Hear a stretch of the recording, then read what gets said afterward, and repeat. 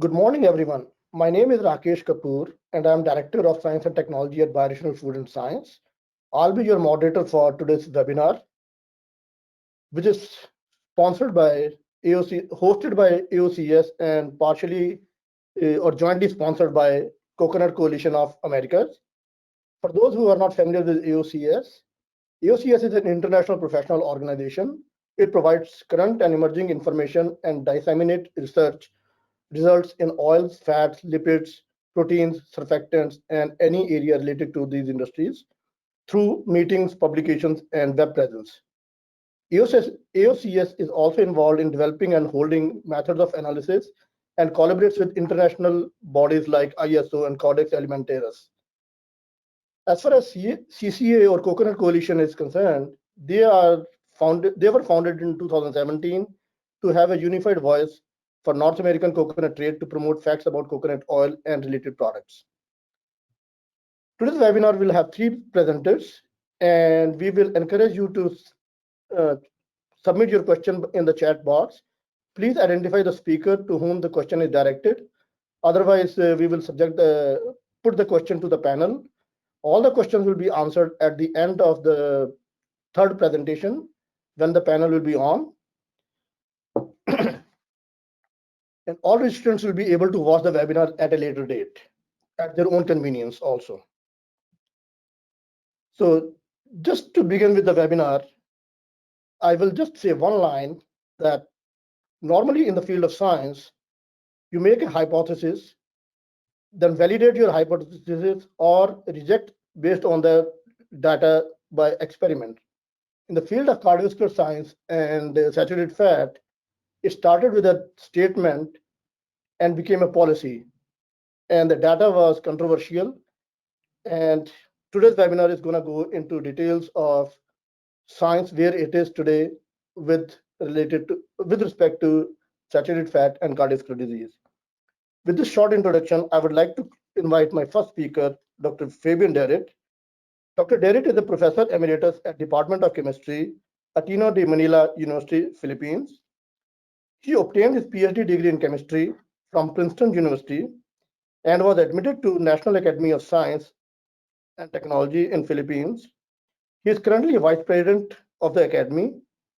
In 2016, he was appointed Chair of Scientific Advisory Committee for Health of Asian and Pacific Coconut Communities, which is now expanded to become an international coconut community.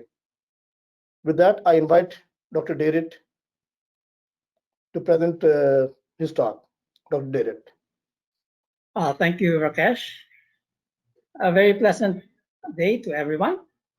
I'm really very pleased to be able to be part of this very exciting webinar. I would like to thank the American Oil Chemists Society for hosting this webinar and the Coconut Coalition for the Americas for organizing it. These webinars are focused on saturated fat in cardiovascular disease. Since I'm the first speaker, I will start off by talking mainly about saturated fat. Okay.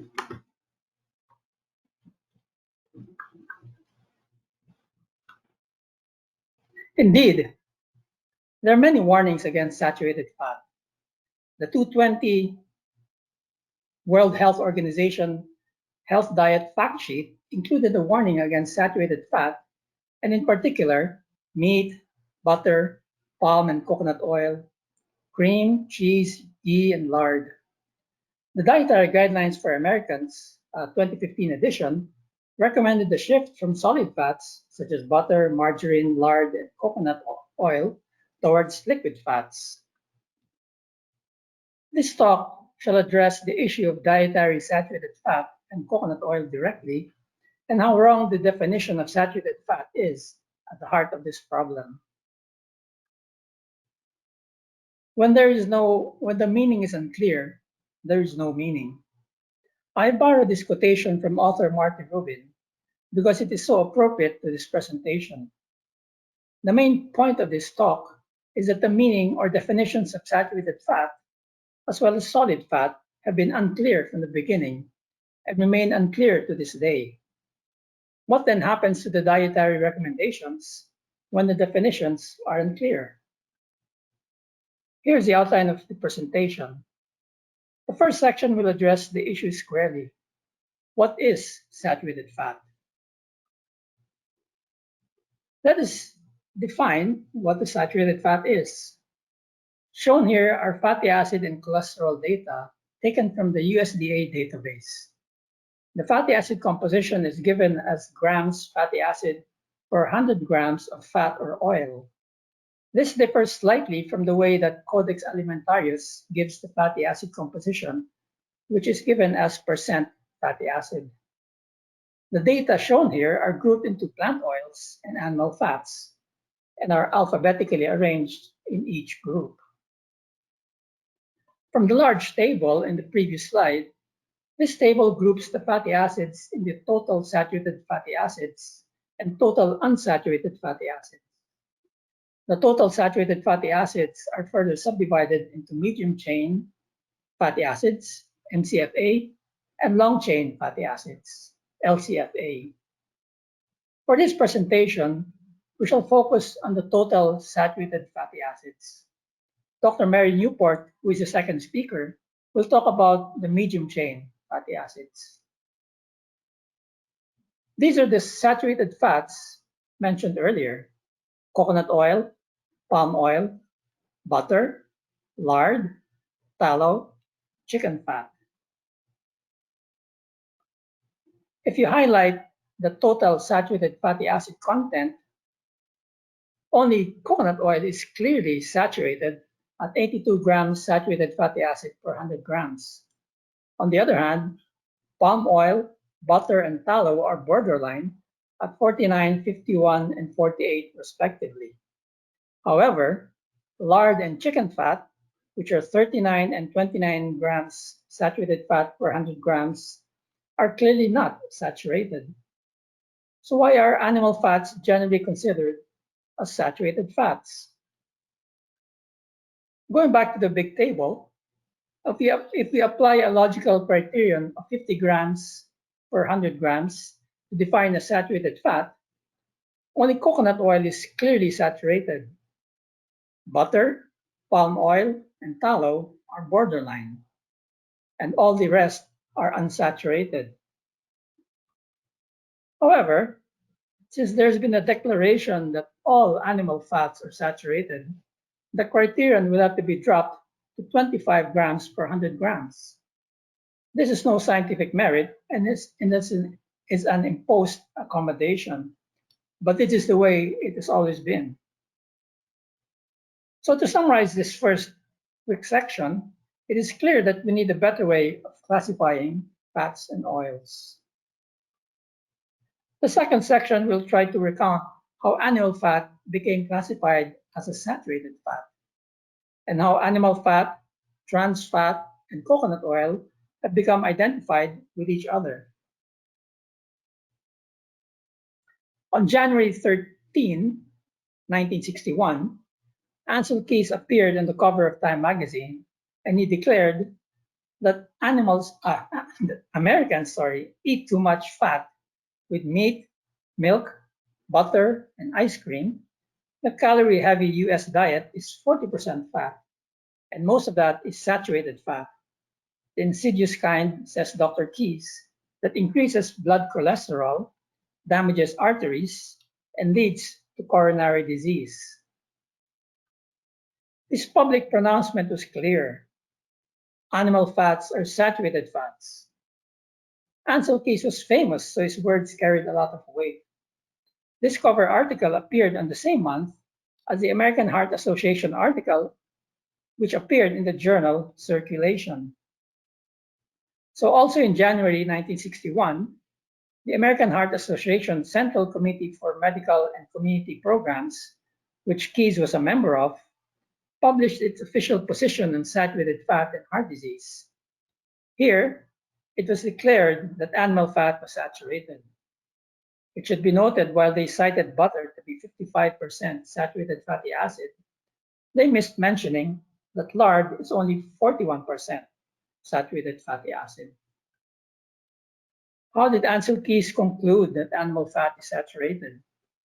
Let us go to Keys' early papers.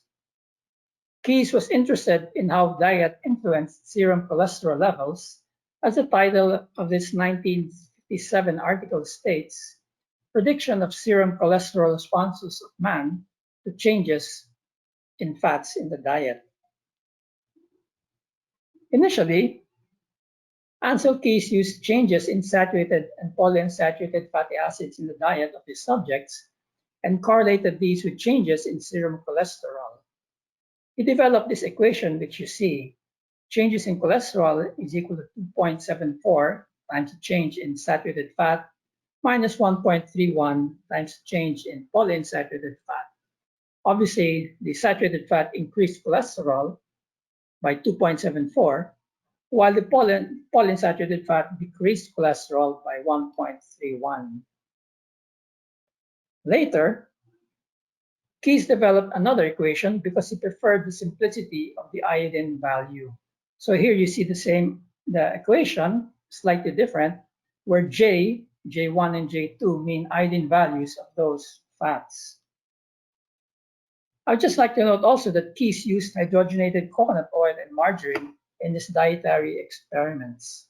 But he knew about trans fats at that time, but he did not find this of any concern.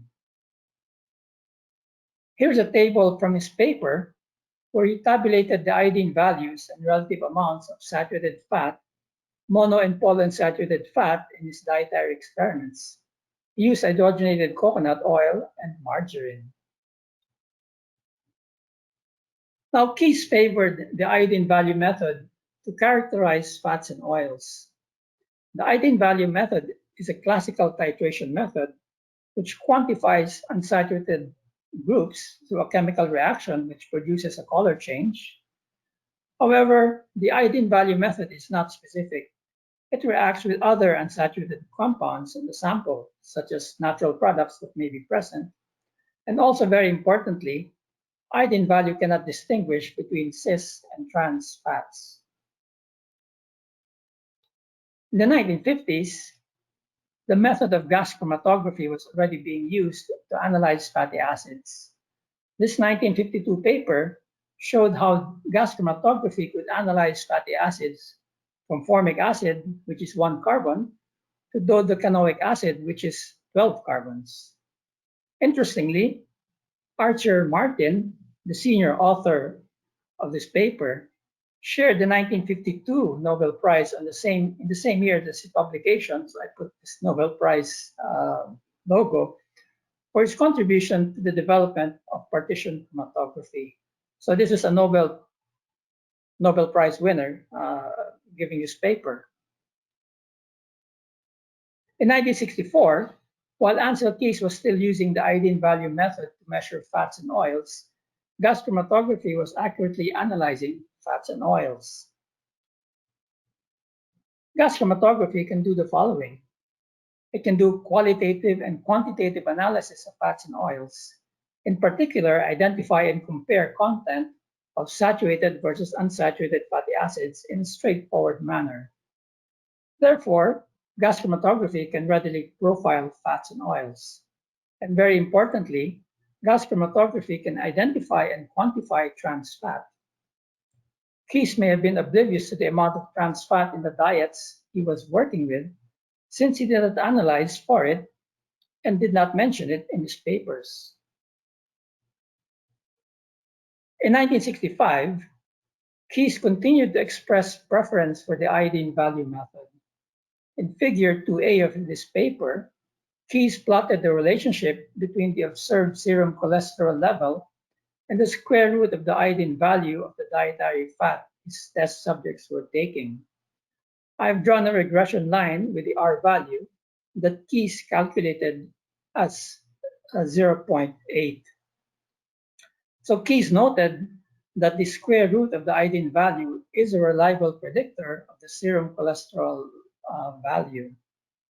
It is worth noting that at this time, 1965, Keys was 7 years into his famous 7-country study, which we will discuss later. Now let's talk about serum cholesterol, saturated fat, and solid fat. and how they got associated with each other. Based on his 1965 study, Keyes observed from his correlation line that iodine value methods, or their square root, could be used to divide dietary fats into those that raised and lowered serum cholesterol. Keyes used the same criterion to define saturated fat, that is, animal fat, margarine, coconut oil. In so doing, saturated fat became synonymous with high cholesterol. This line also coincided with the definition of solid fat, since these fats and oils were solid, provided that the temperature was below 25 degrees Celsius or 77 Fahrenheit. This became a convenient way of conflating these three properties together: high cholesterol, saturated fat, and solid fat. Margarine, a trans fat, was also included since it was a solid fat. It was saturated and raised cholesterol. To summarize, Keyes used iodine values to define saturated fat, and he associated this with an increase in serum cholesterol. He linked an increase in serum cholesterol with heart disease. He described animal fat and coconut oil as quote-unquote saturated fats. And the properties of raising cholesterol, being a saturated fat and a solid fat, were conflated and became the saturated fat paradigm.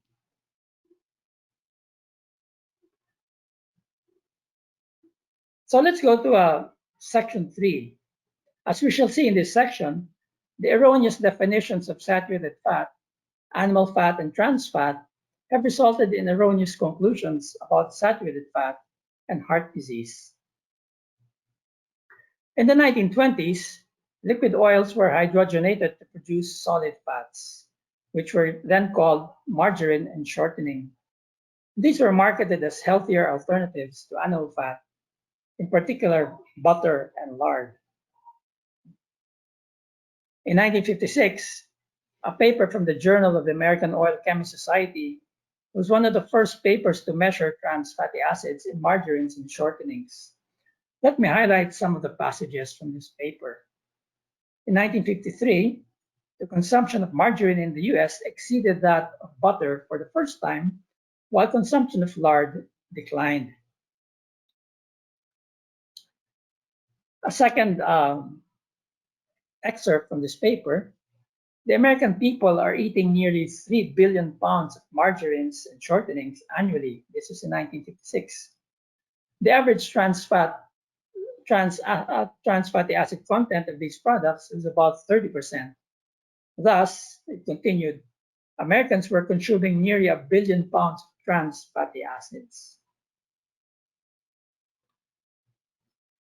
Now, that was in 1956. These four images shown on this page summarize the 50-year history of how trans fat eventually became a banned product. Fred Komarow was a pioneer in studying the health impact of trans fat. In this 1957 paper, he reported that patients who had died of atherosclerosis had up to 8.8% trans fatty acids in their atheroma. In 1983, Komarow studied the biochemical details of how trans fats altered normal physiology. He hypothesized that trans fatty acids led to atherosclerosis and heart disease. He was vilified strongly at that time, but now has been shown to be correct. By 1997, Asherio and Willett estimated that at least 30,000 premature deaths per year in the United States were attributed to the consumption of trans fatty acids. Finally, in May 2018, the WHO called for the global elimination of industrially produced trans fats by 2023. A very important paper that pushed the campaign against saturated fat was a 7-country study which was led by Ansel Keys. The 7-country study started in 1958 with the first cohorts being US railroad men, rural villagers in Croatia and Kyushu, Japan. The last cohort started in 1964 in Serbia. It was a 10-year observation period in each cohort. The study concluded that, quote, death rates were related positively to average percentage of dietary energy from saturated fatty acids. This was a saturated fat paradigm. To understand what the subjects were eating, I tracked some keywords in the article and obtained the following counts. Saturated fatty acid, 27 times mentioned. Animal fat, meat fat, twice mentioned each. Butter was mentioned once. Lard, trans fat, margarine, and shortening were not mentioned at all. The frequency by which these terms were used reflected the assumption that the fats being consumed could be described simply as quote unquote saturated. However, this term was not defined in the paper. Very importantly, there was no recognition of the presence of margarine in the diet. In 1999, a paper authored by the 7-country study research group, without the co-authorship of its head, Ansel Keys, identified the food intake of the people from the 7 countries. They concluded that the diet consumed by the people at that time consisted of butter, lard and margarine, and meat. These were the quote-unquote saturated fats that the people in the 7-country study were actually eating. That information is corroborated by this paper by Jensen on the fat intake in Denmark, although Denmark was not part of the 7-country study. During the period when the data were being collected for the 7-country study, which is 1958 to 1974, margarine accounted for more than half of the fat consumed in Denmark, and likely in much of Europe and the US. Butter was in decline, and other fats were low.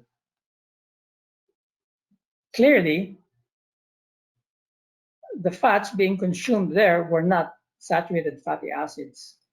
Much of it was actually margarine, which we now know to contain a lot of trans fat. There's a need to correct the conclusions of the 7-country study. We should replace saturated fatty acids with butter, lard, and margarine, which is really trans fat. It is in fact likely that the death rates had a strong association with margarine. The literature must be corrected, since the 7-country study paper is the basis of many other papers following the saturated fat paradigm. The very influential dietary recommendations of the Dietary Guidelines for Americans. Since its launch in 1980, the Dietary Guidelines for Americans has maintained a consistent warning against saturated fat. This warning is in fact more durable than its warning against cholesterol, which was dropped in 2010. The 2020 edition is due to be released very shortly. According to the Dietary Guidelines for Americans, animal fats are saturated fats. All of the food items mentioned in this description, in this excerpt, are animal fats.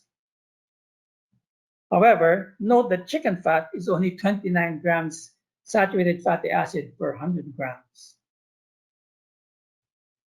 So animal fats are really not saturated fats.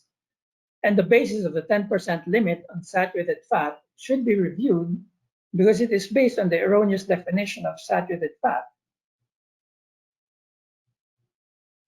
In the dietary guidelines, margarine, shortening, and partially hydrogenated oil, which are all industrial trans fats, are included in this table with natural fats and oils, such as animal fats and coconut oil.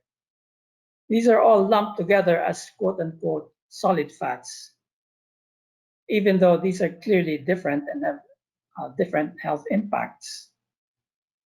The use of this term solid fat is convenient, but is scientifically inaccurate and misleading. Margarine was developed to emulate the properties of butter. partial hydrogenation produces saturated fat and trans fat. Clearly, margarine should be considered as a toxic doppelganger. Nutritional facts labels popularize the view that saturated fat is as harmful as trans fat. Trans fat should not be associated with saturated fat. With a ban on trans fats already announced, the next target may be to ban saturated fat, since saturated fat and trans fat have been projected to be the public to be just as bad as each other. Then we'll all be consuming polyunsaturated fats only. Even the World Health Organization has been warning against coconut oil. This is an excerpt from the WHO Healthy Diet Fact Sheet, which was published just this 29th of April, 2020. There were 3 references cited to support this recommendation against saturated fat in coconut oil. I will focus on reference number 1 because it is the most recent and comprehensive reference. It is a 2015 review paper by Hooper and co-workers, published by Cochrane Reviews. Here is the WHO's reference number 1, and I would like to note the following. They declared that the studies that were included in this review were conducted in North America, Europe, and Australia, and New Zealand. No studies were conducted in developing countries. So this is a study of the Western diet only. The WHO should not have used this study to represent the diet of the world.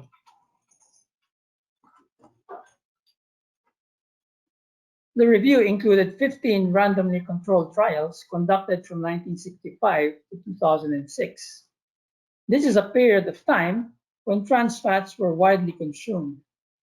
Because the labeling of trans fats in the US became mandatory only in 2006, the participants would not have known what they were consuming.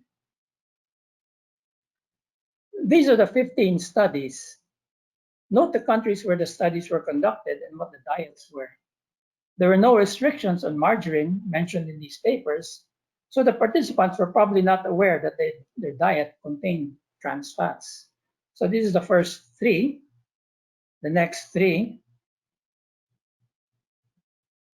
and so on. So if you look through all of the studies, all of them did not really mention consumption of margarine in the diet, as they were not monitoring the consumption of margarine in the diet.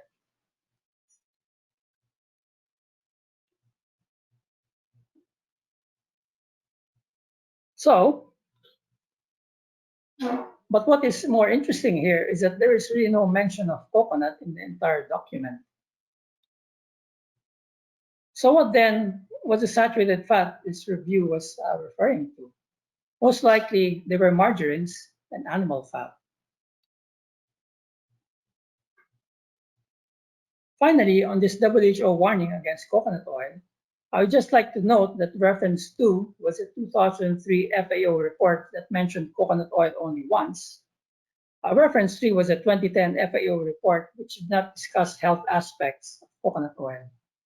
Clearly, the WHO warning against coconut oil is unjustified. To close this section, I discussed 40 studies that were waylaid by the wrong definition of saturated fat and the failure to account for the presence of trans fat. The 7-country study, it failed to account for trans fat and just assumed that deaths were due to quote-unquote saturated fat. The dietary guidelines for Americans uses inaccurate definitions of saturated fat and solid fat. The 2015 Cochrane Review, there was probably a lot of margarine in the diet of the study subjects and it did not include coconut oil at all. The 2020 WHO Health Diet Fact Sheet, WHO was not justified in its warning against coconut oil. Things have been waylaid by the wrong definition since the 1961 paper when the American Heart Association and Ansel Keys declared that animal fats were saturated. What is the truth about coconut oil? Is coconut oil as harmful as they say? At about the same time that Keys was finishing his 7-country study, on the other side of the world, Ian Pryor was conducting a natural experiment to study the impact of coconut on heart disease among people who actually consumed large amounts of coconut. It is worth noting that coconut oil makes up about 30 to 35% of coconut meat. So if you're consuming a coconut-based diet, you're consuming a lot of coconut oil. In their traditional diet, the inhabitants of Puka Puka and Tokelau Islands were taking 34% and 63% respectively of their total energy as coconut. And yet Pryor reported that vascular disease is uncommon in both populations, and there is no evidence of the high saturated fat intake having a harmful effect on these populations. The 2003 WHO book entitled Diet, Food Supply, and Obesity in the Pacific is effectively a continuation and validation of Ian Pryor's Puka Puka and Tokelau Island studies. On page 43, it reported in Rarotonga in 1957, fat provided 38 to 42% of energy. Over 64% of fat came from coconut cream, indicating that Polynesians and Micronesians may have been consistently consuming a diet high in fat. This can be estimated to be about 20% coconut oil. In 1998, it was determined that people were 2.2 times more likely to be obese and 2.4 times more likely to be diabetic if they ate imported fats than if they ate traditional fat sources. And the most commonly consumed imported foods providing fat were identified as oil, margarine, butter, meat, and chicken, tinned meat, and tinned fish. Here's a clear link between diet and health condition. In a nationwide survey conducted in the Philippines in a 1987 study, it was found that in the Bicol region, which consumed the highest amount of coconut as grated coconut and milk, had among the lowest incidence of acute myocardial infarction and atherosclerosis. Their diet would have corresponded to about 10% coconut oil. An alternative to measuring actual incidence of heart disease are measurements of lipid markers such as HDL and LDL. There's a lot of evidence that VCO consumption gives favorable lipid indicators and health benefits. Virgin coconut oil maintains a healthy ratio of LDL to HDL. Unfortunately, when people criticize coconut oil, they highlight only the LDL level and ignore the HDL level.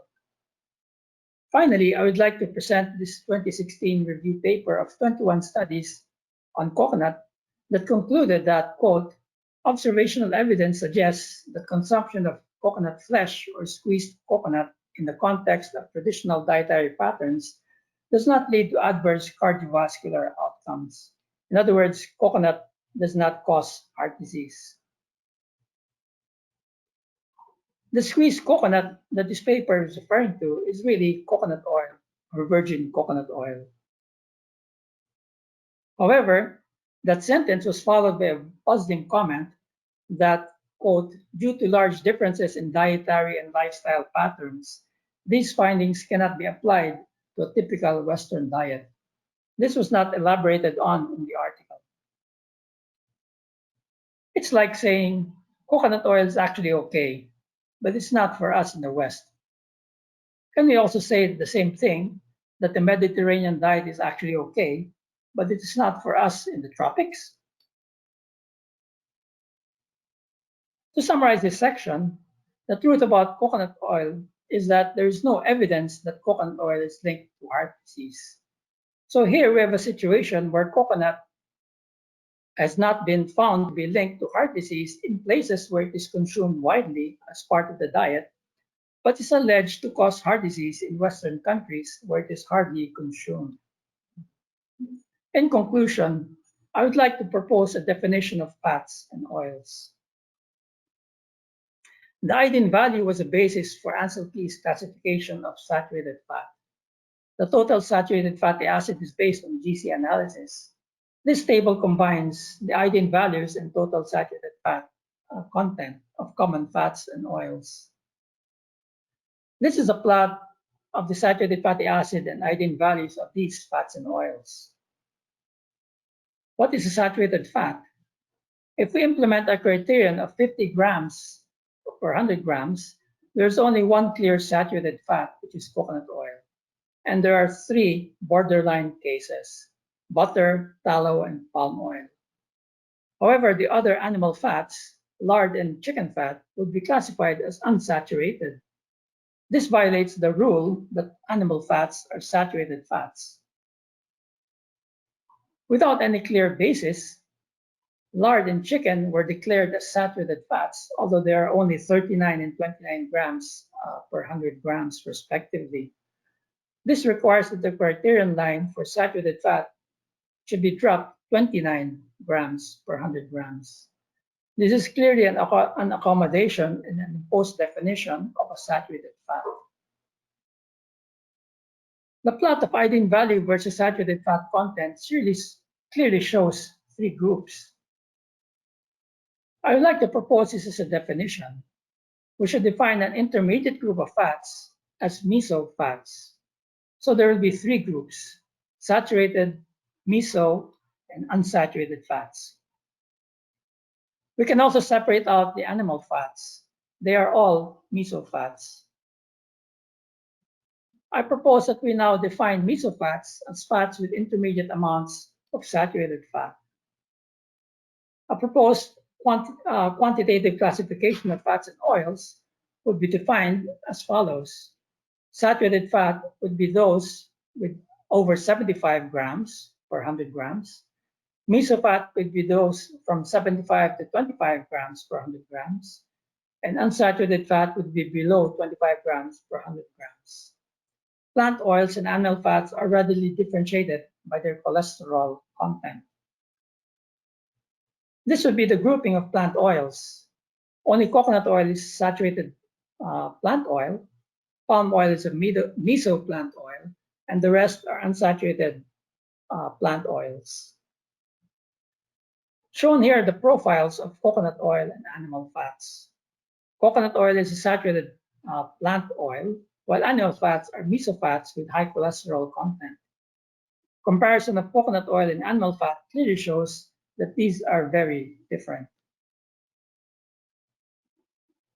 So in closing, I'd like to go back to the quotation.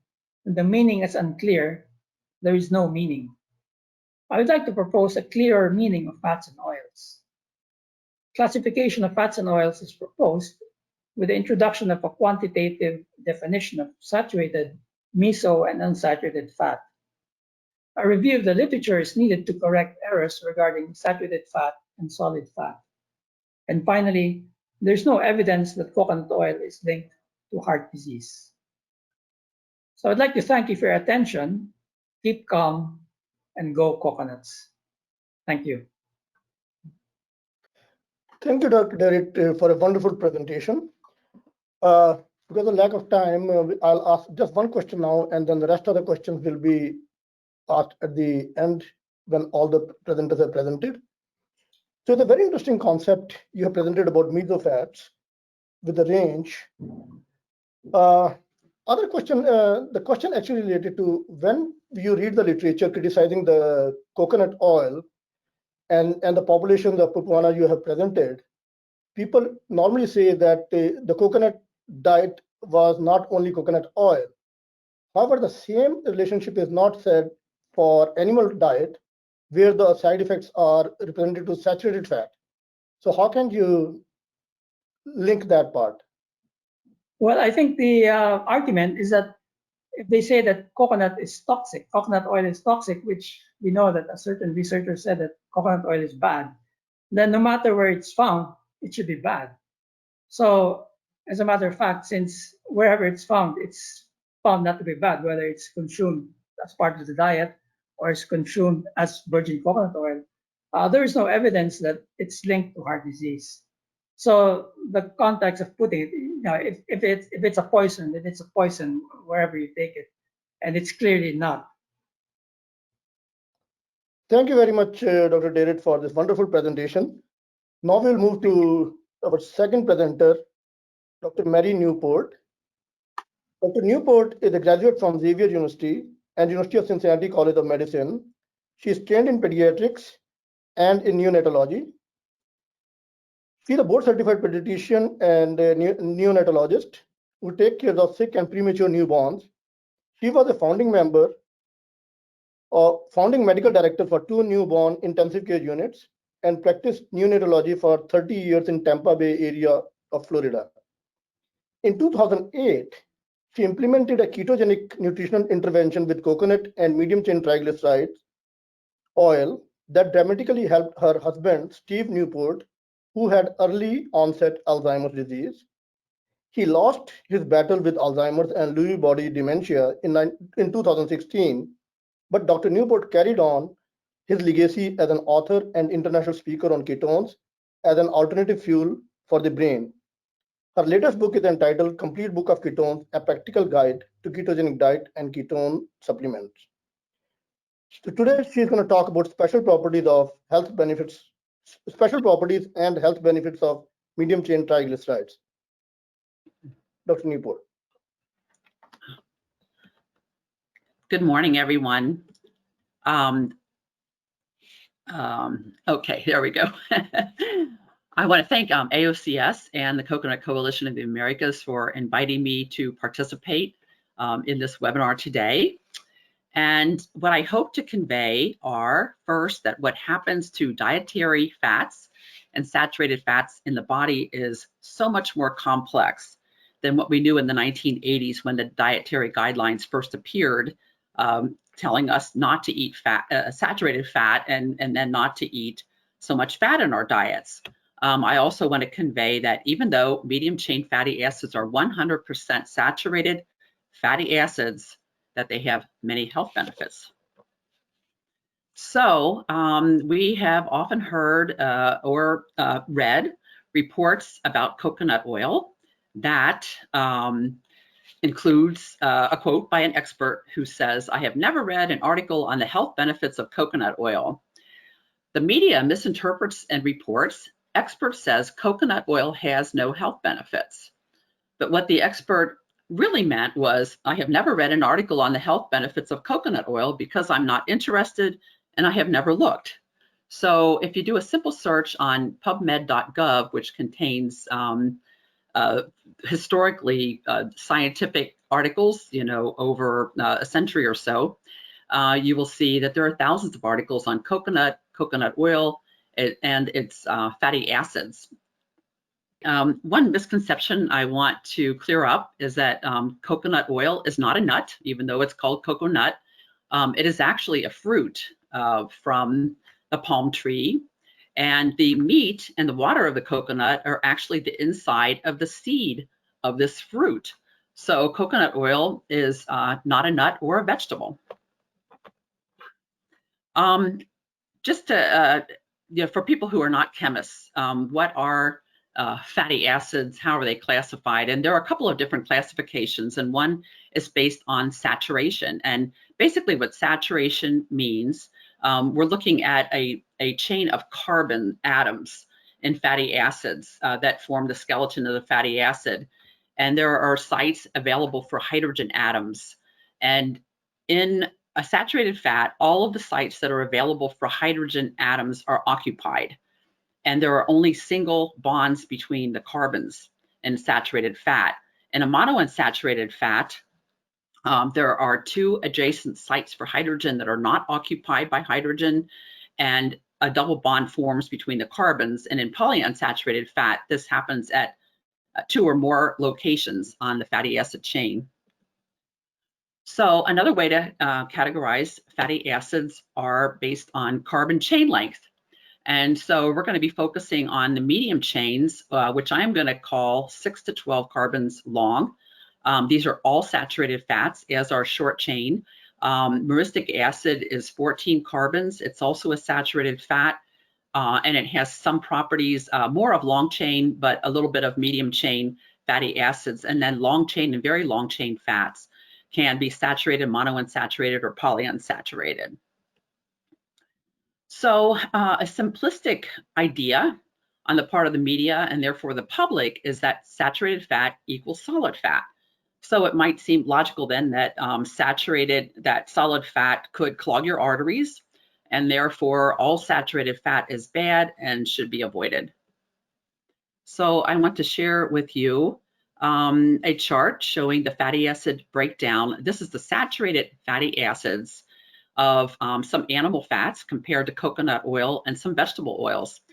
And if you look at C4 through C14, you will see that coconut oil has quite a lot. It's almost 70% of its fats. The saturated fats are C4 through C14, and then C16 and C18 are the saturated fats that are very prominent in animal fat.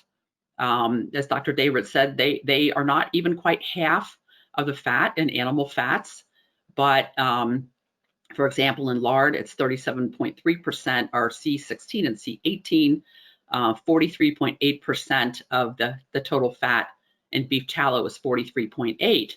But if you look at coconut oil for C16 and C18, this only adds up to 11%, which is roughly in line with what you see for olive oil, soybean oil, corn oil, and peanut oil.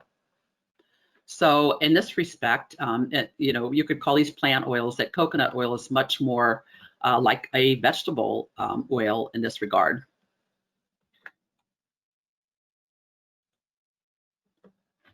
So I did a little home kitchen experiment. I know chemists like experiments, but I just want to show the difference in melting points, basically for MCT coconut oil compared to an animal fat. And so the melting point of the standard MCT oil, C8 and C10, is only 23 degrees Fahrenheit. That's below the melting point, of water. And so at room temperature, you can see that this standard MCT oil, which is 100% saturated fat, is completely liquid. If you look at virgin coconut oil at 74 degrees, it's about 84% saturated fat, but it is solid. But just a few degrees higher, even with this much saturated fat, at 80 degrees Fahrenheit, it is essentially liquid. Whereas beef tallow at 80 degrees is still solid. You can see it's opaque. And the melting point is around 100 to 118 degrees Fahrenheit, even though it is only 48.4% saturated fat. So I did another little experiment, and I put half teaspoon of coconut oil in my palm. And even already at 30 seconds, you can see it starting to melt, completely melted liquid by 4 minutes and 15 seconds.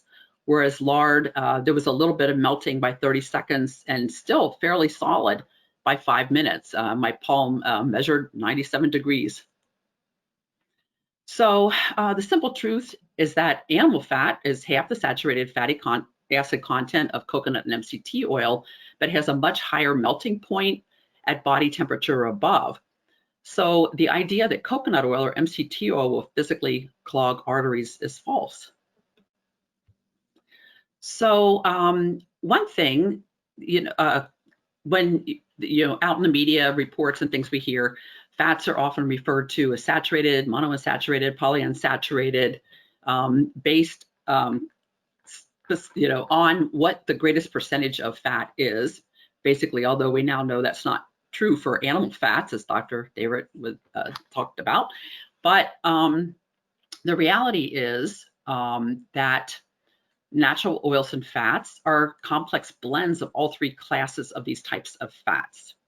And a property of a single fatty acid in that fat or oil does not determine the overall properties and biological behavior of the whole fat or the oil when it is eaten. So properties of fats and oils are affected by the food matrix in which they are eaten. And there are many studies out there trying to determine the biological effects of specific fatty acids, and they will use a specific fatty acid such as lauric acid, which is half of coconut oil, substituted for sugar, or a single fatty acid for another fatty acid. But these are really of little application to the real world because they're not eaten that way as single fatty acids, and there are many other factors that impact the fate of each fatty acid and how it behaves biologically. So Dr. Dayrit put up a similar chart to this, but a couple things I just want to point out. This is a breakdown of saturated, polyunsaturated, monounsaturated fats. Human adipose tissue is about 27% saturated fat, and you can see 23% polyunsaturated and about half monounsaturated fats. And this varies very little from person to person, and even what we eat does not affect that a great deal. Human milk is about 46% saturated fatty acids, and these include medium chain fats as well as C16 and C18, which are prominent in animal fats and in adipose tissue.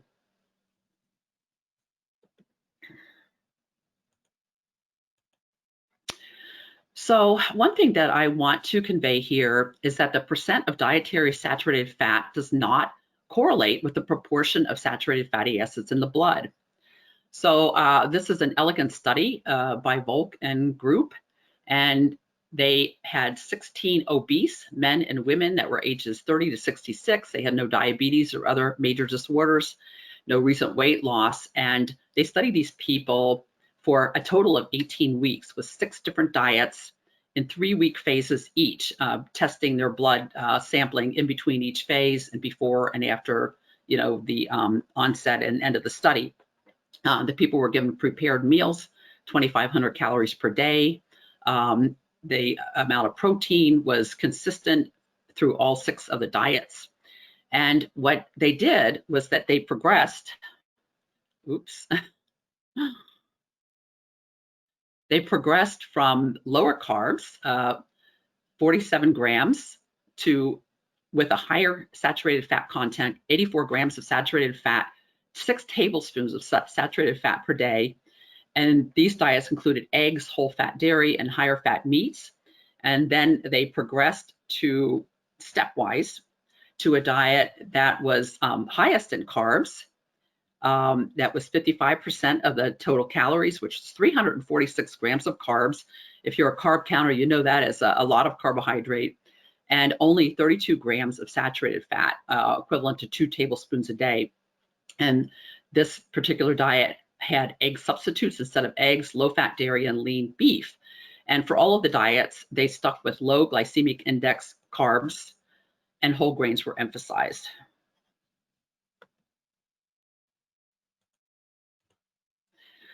So there is a chart showing the progression of the carbohydrate and saturated fat in these 6 diets. And what they found from their blood samples was that the proportion of total saturated fatty acids in the plasma did not change throughout the 6 diets, despite 3 times more saturated fat in the first diet compared to the 6th diet. And I also want to add that some of the people got this dietary sequence in reverse. They started at the other end, and they had the same results. And what they found was as the carbohydrates increased, on the other hand, and saturated fat decreased in the diet, that there were higher levels of a cardiac risk biomarker, palmitoleic acid, in the blood. And so they concluded that the percent of dietary saturated fat does not correlate with the proportion of saturated fatty acid in the blood. So another point is that fat metabolism in our bodies is so much more complex. And we are just really at the beginning of learning how complex it is. But one important thing to know about our cells in our body is that nearly all cells contain numerous lipid droplets. And you can see in the photo there, the little round yellow stained areas are lipid droplets, and these store excess lipids.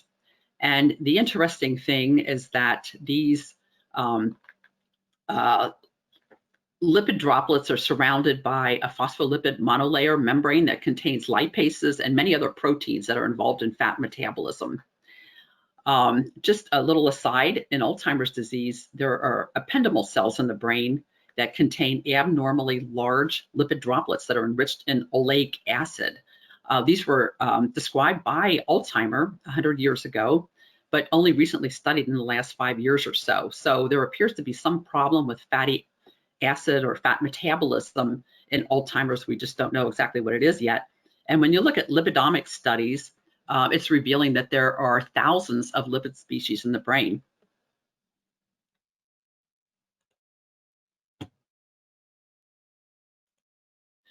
So continuing on that note, cells can use these lipids that are stored in lipid droplets, can shorten them into smaller particles, elongate them, can use de novo lipogenesis to generate any type of fatty acid, saturated, polyunsaturated, monounsaturated, as well as cholesterol, cholesterol esters, and complex lipids.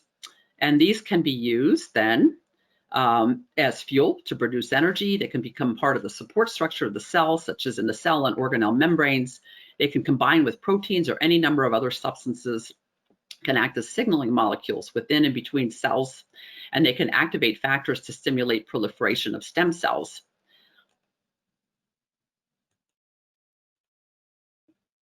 So the fate of saturated fatty acids is also very complex. Saturated fatty acids are a major component of adipose tissue, which is a source of stored fuel, insulation, heat production, hormones, and other biologically active substances. I also want to mention here that stored fat can store toxins, pesticides, hormones, other things that we get from our foods. Saturated fatty acids can be beta oxidized to acetyl-CoA in mitochondria to make ATP. They can be completely hydrolyzed to carbon dioxide and water. Saturated fatty acids are used in the liver for ketogenesis during fasting and high-fat, low-carb diets. Saturated fats are made de novo in the brain and other tissues through lipogenesis. Saturated fats are signaling molecules related to hormones and used to stabilize many different proteins. And they are major components of the immune system and important to white cell function. Continuing, saturated fats are also an important component. This is palmitic acid of lung surfactant that keeps alveoli open. They can become incorporated into more complex lipids such as phospholipids, which are major components of cell and organelle membranes. And one thing about long-chain free fatty acids is that they do not cross the blood-brain barrier easily. Therefore, longer-chain fatty acids in the brain, including saturated fatty acids, are made in the brain. And saturated fatty acids are a major component of the gray and white matter in the brain, nerve fibers, and myelin. So the simple truth about saturated fat and saturated fatty acids is that they are not bad, but rather they are vital and necessary to our existence as human beings.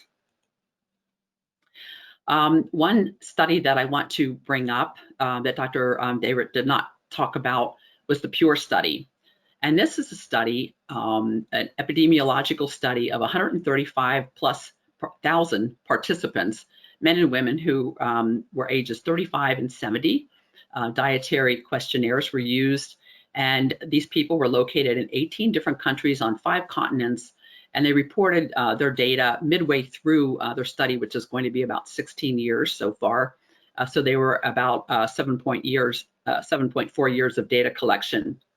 And what they found, analyzing macronutrient content specifically, is that the higher intake of total fat in each type of fat, including saturated fat, was associated with a lower than average risk of dying prematurely and was not associated with the higher risk of heart disease, heart attacks, or heart-related deaths. Higher saturated fat intake was associated with a lower risk of stroke. Higher carbohydrate intake, on the other hand, was associated with a higher risk of overall total mortality, but not so much of events related to the heart. So I have been at conferences where one of the experts talks about saturated fat. They really should be referring to animal saturated fats. Those are the studies they're talking about. But when I bring up the Pure study and the results of this, they complain that this study was conducted.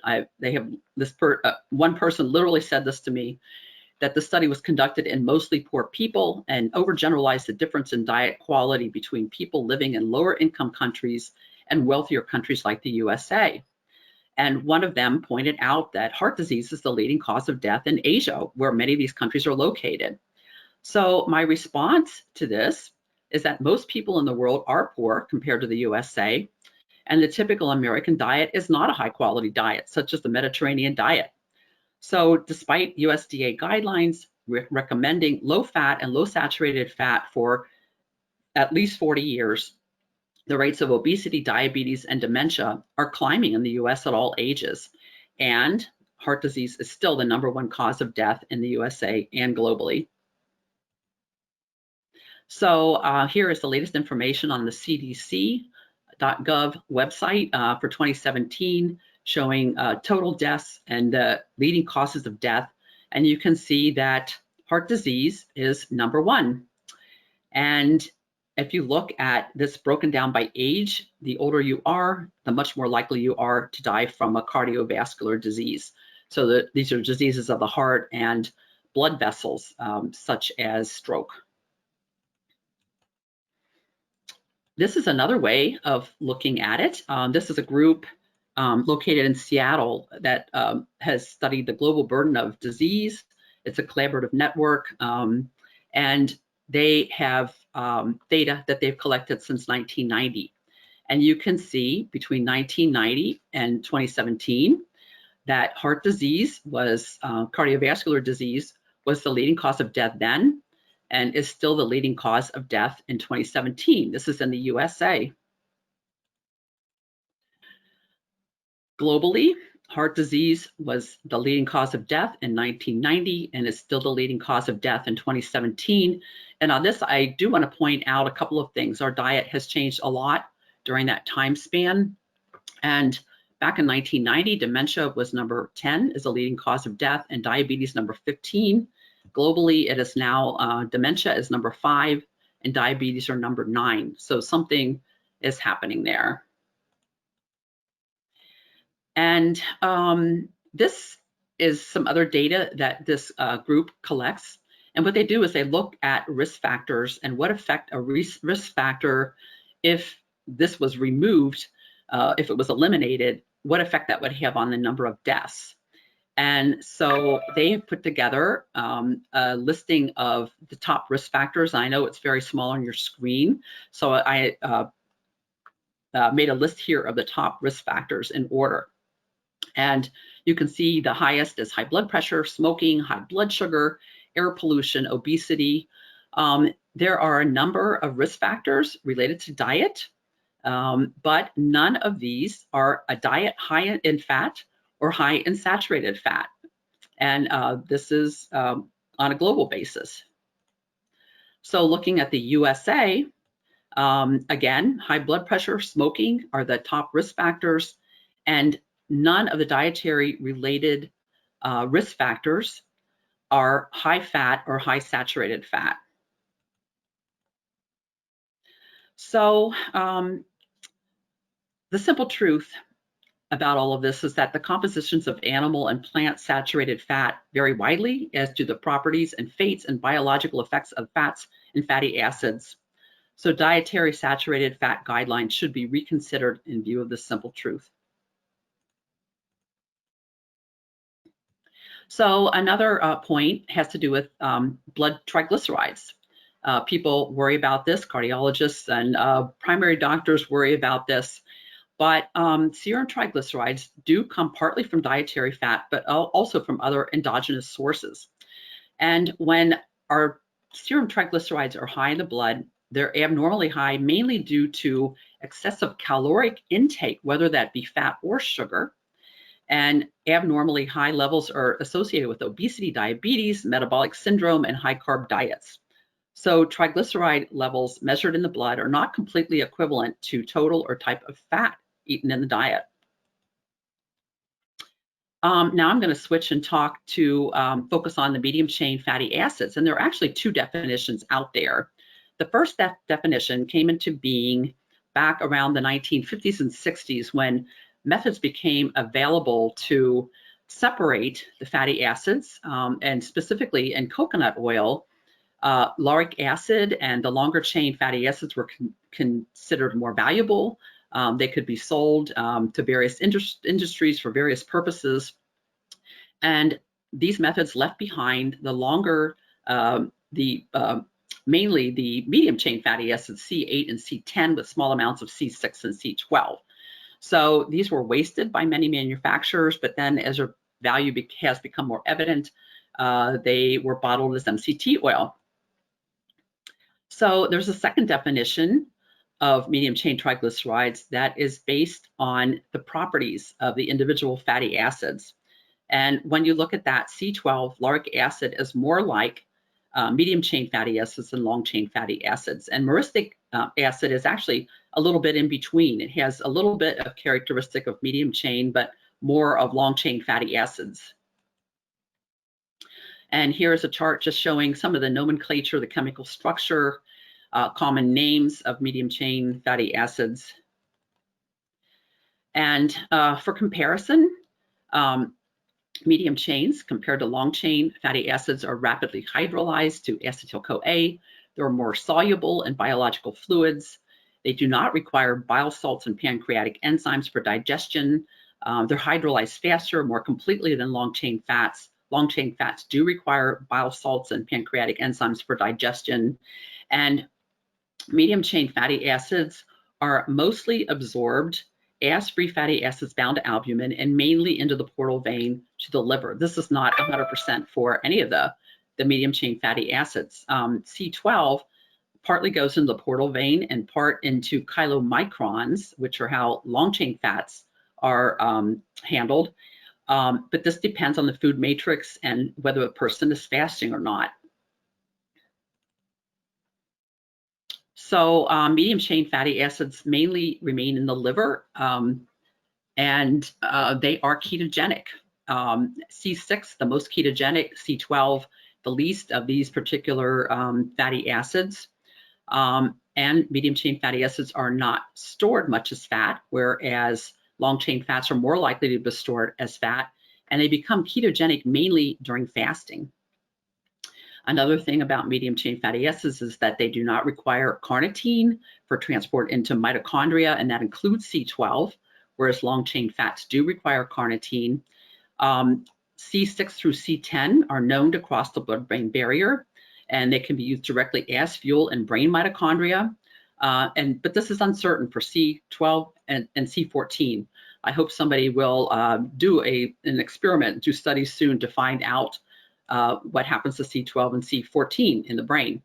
It is well known, though, that long chain fatty acids do not easily cross the blood-brain barrier. So the medium chain fatty acids are really the unique fatty acids that are found in coconut oil that are not present very much in animal fat or virtually nil in most other plant oils. Coconut oil is the richest natural source at 8.4 grams per 15 mLs. And you can see that other sources of medium chain triglycerides are human milk fat and the milk fat of many other mammals. So MCT oil was basically invented, you might say, back in the 50s and 60s when these extraction processes became more available. And the first studies looked at the effects of MCTs on weight and fat storage. The Hewlings group at that time did extensive studies on MCT oil. And one of the things they learned was that in premature newborns, medium chain triglyceride oil was well tolerated and it increased the rate of weight gain in these babies. And it led to the use in newborn intensive care units. And I was doing this during my training and my early years as a neonatologist. We added MCT oil to each of the feedings of our tiniest premature babies. But then in the 1980s, in the middle of the 1980s, formula manufacturers began adding MCT oil to enrich premature infant formulas and formulas for infants that had trouble with absorption of fats. And they also began adding coconut oil and sometimes palm kernel oil. And one of the reasons they were doing this is to try to mimic the fats in human breast milk. So it's interesting to know that the fatty acids measured in the umbilical cord blood, this is the umbilical cord of a newborn baby, is about 15 to 20% fatty acids with 8 or fewer carbons. MCTs are about 10 to 17% of the fats in human breast milk, mostly as lauric acid. And ketones provide, from MCTs, from the breakdown of the baby's fat, provide about 74% of the energy to the newborn brain, and they provide the building blocks for lipids and cholesterol in the developing brain. And just to show you, these are current labels from 3 of the major infant formula manufacturers around the world, and you will see on the label coconut oil as one of the components. So coconut oil and MCT oil are part of the ketogenic diet, which is used for epilepsy. And the ketogenic diet, the classic diet, it's about 85 to 90% fat. It's been used since 1921, 100 years almost, to control seizures and drug-resistant epilepsy. Back in 1971, an MCT oil modified version of the ketogenic diet was developed, which uses 60% of the calories as MCT oil, which would allow for more protein, carbohydrates in the diet, and more palatable meals. These days, I actually know quite well some of the major dietitians who are training people around the world, and they use coconut oil and MCT oil extensively in this very high-fat diet, in the strictest version and in the other variations of the diet, to help maintain ketone levels and other benefits of the fats and substances that are in virgin coconut oil. And using more coconut oil can actually help avoid excessive intake of omega-6 fatty acids. Another interesting thing about lauric acid, which is half of coconut oil, is that it is antimicrobial. And this is also true for C10 capric acid to some extent. And lauric acid is known to kill a variety of bacteria, viruses, fungi, and protozoa, including those that are listed here, of which there are more than 300 studies implicating them as possible causes or accelerants of Alzheimer's disease. There are many commercial applications for lauric acid and monolaurin as antimicrobial agents used in animal feeds and other medical and veterinary applications. Derivatives of lauric acid, sodium lauryl sulfate, it has to be put into a form that can be used in wipes and that type of thing. But sodium lauryl sulfate and other coconut oil fatty acids are used in cleaning sprays and wipes, soaps, shampoos, toothpaste, skincare products. Sodium lauryl sulfate is even used to kill HIV in breast milk and in vaginal contraceptive agents. Dr. Dayrit shared this with me, a chart that he put together looking at the immunomodulating effects of coconut oil. And this is a chart showing some of the studies related to in vitro and animal studies of this. And here is one showing some human clinical trials in which coconut oil was consumed in patients that had HIV. And also here's another study looking at women with vaginal candidiasis, showing that it did have some immunomodulatory effects. So this is another area that deserves much more study.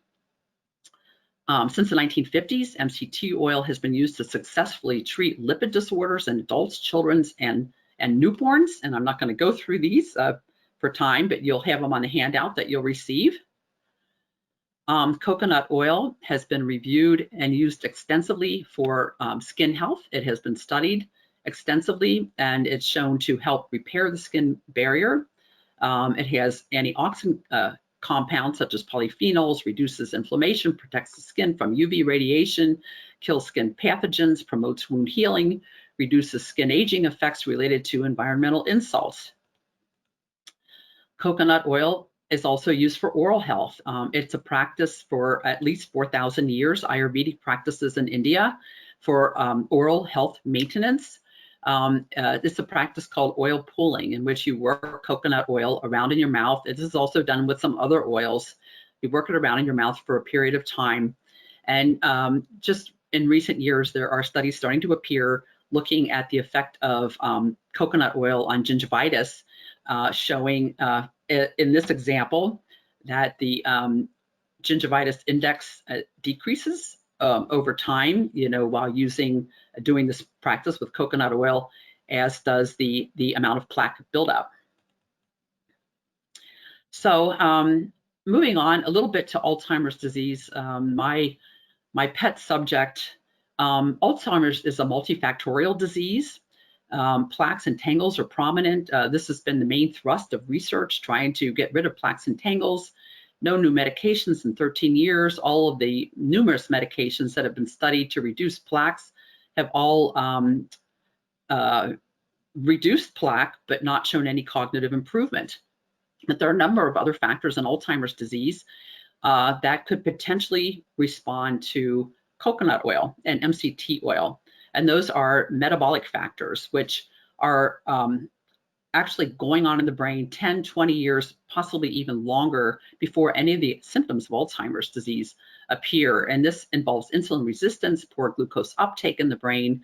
There's a gap in brain energy that is present in healthy, cognitively normal older adults, but it's much wider in mild cognitive impairment and even wider in Alzheimer's disease. Diabetes is a major risk factor. About 30% of people with diabetes will develop dementia. Inflammation is prominent. There's no Alzheimer's without inflammation in the brain, and microbes, as I mentioned, may play a role as causative or accelerants of Alzheimer's. Dr. Stephen Cunnane has done tremendous work in this area. He's located at Sherbrooke University in Quebec, and they have been using glucose and ketone PET imaging studies, looked at adults of all ages, healthy, as well as people with mild cognitive impairment and Alzheimer's disease. And in their studies, they have learned that the areas affected by Alzheimer's that have insulin resistance and poor glucose uptake take ketones up normally. And this is true throughout the brain and in those specific areas affected by Alzheimer's. So this supports the idea of ketones as an alternative fuel for the brain. He has also learned that MCT oil contributes to energy from ketones in the brain as acetoacetate, labeled acetoacetate, and that it improves cognition and mild cognitive impairment. He has published several studies on this. The final results of their 6-month benefit trial of MCT oil in people with mild cognitive impairment will be published most likely in October 2020. And one thing I'm allowed to tell you is that they are reporting that there was a safe cardiometabolic profile of the people taking MCT oil. They found no changes in insulin, cholesterol, triglycerides, body weight, etc. So as we mentioned, lauric acid is antimicrobial, and microbes have been studied by numerous groups for Alzheimer's, but basically ignored. Lauric acid is known to kill many of the specific organisms that have been studied and connected to Alzheimer's disease. Another interesting study was done in Japan, and this was a 2-part in vitro and in vivo experiment, but the bottom line was that lauric acid, they found directly and potently stimulates ketone production in astrocytes. These are astrocytes in vivo, and astrocytes are brain cells that nourish other neurons and other brain cells in the brain. So that could potentially explain why, even though the levels of ketones from coconut oil are lower than those from MCT oil, that the lauric acid may act directly in the brain if this turns out to be true. This obviously needs further study, and I hope someone will take me up on that. Another major Alzheimer group in Australia, led by Dr. Ralph Martins, who's been studying Alzheimer's for 35 years, they took a special interest in coconut oil and how it could be beneficial for people with Alzheimer's. And they've published an extensive review of this, first in 2015 and updated in 2020. And they discuss in detail, the ketogenic medium chain fatty acids, the evidence for that. They talk about virgin coconut oil is a rich source of hormones, specifically cytokinins and phenolic compounds that have been shown to reduce the aggregation of beta amyloid, which means the development of plaques, that are seen prominently in the brain in Alzheimer's. Phenolic compounds are antioxidants. They target oxidative stress, and on and on. They have, this is a very extensive review for anybody who's interested in this. So I am basically going to stop here. And I just want to talk about some future directions. There are a lot more slides if you get a handout, a PDF of this. It will have my contact information. It will also have pages of references for MCT oil studies. The slides themselves show several of the MCT oil studies that have been completed in Canada, in Japan, and China. But as far as future directions,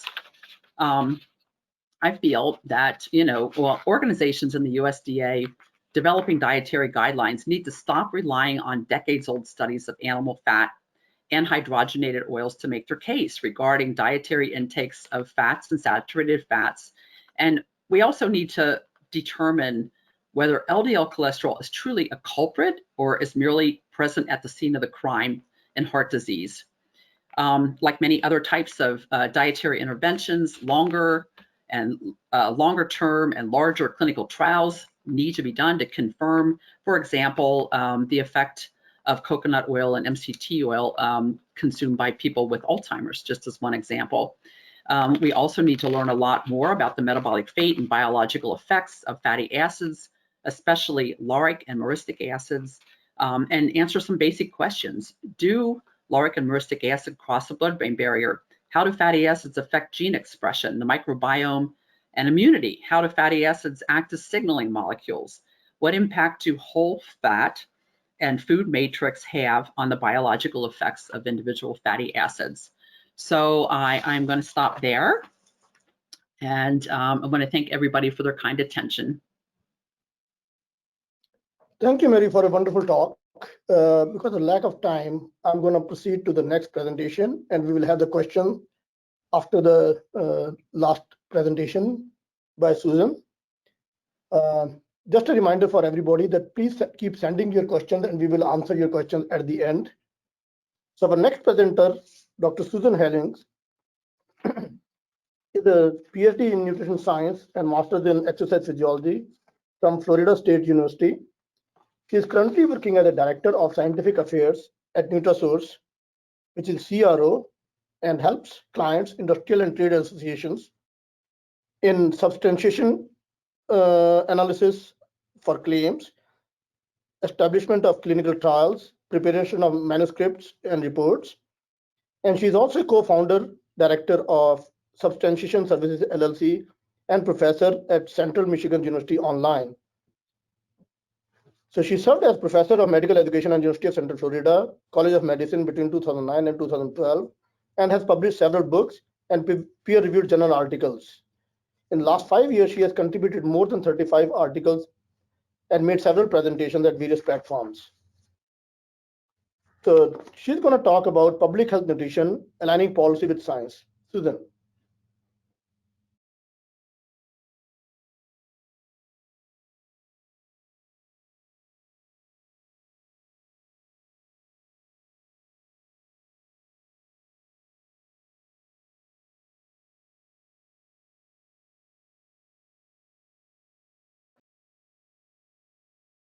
Okay, thank you, everybody.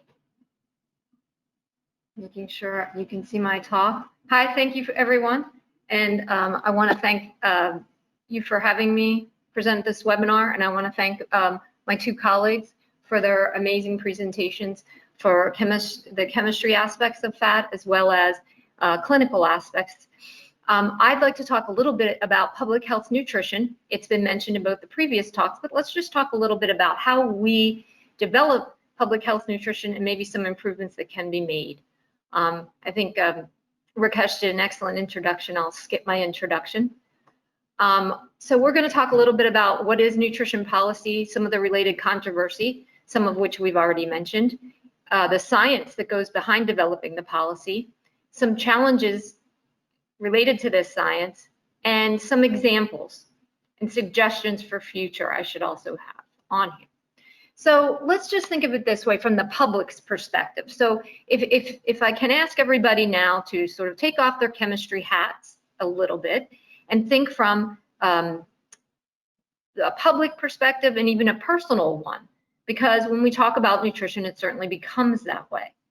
So why does it appear that the experts and the policy are always, quote, changing our minds about what is good for you?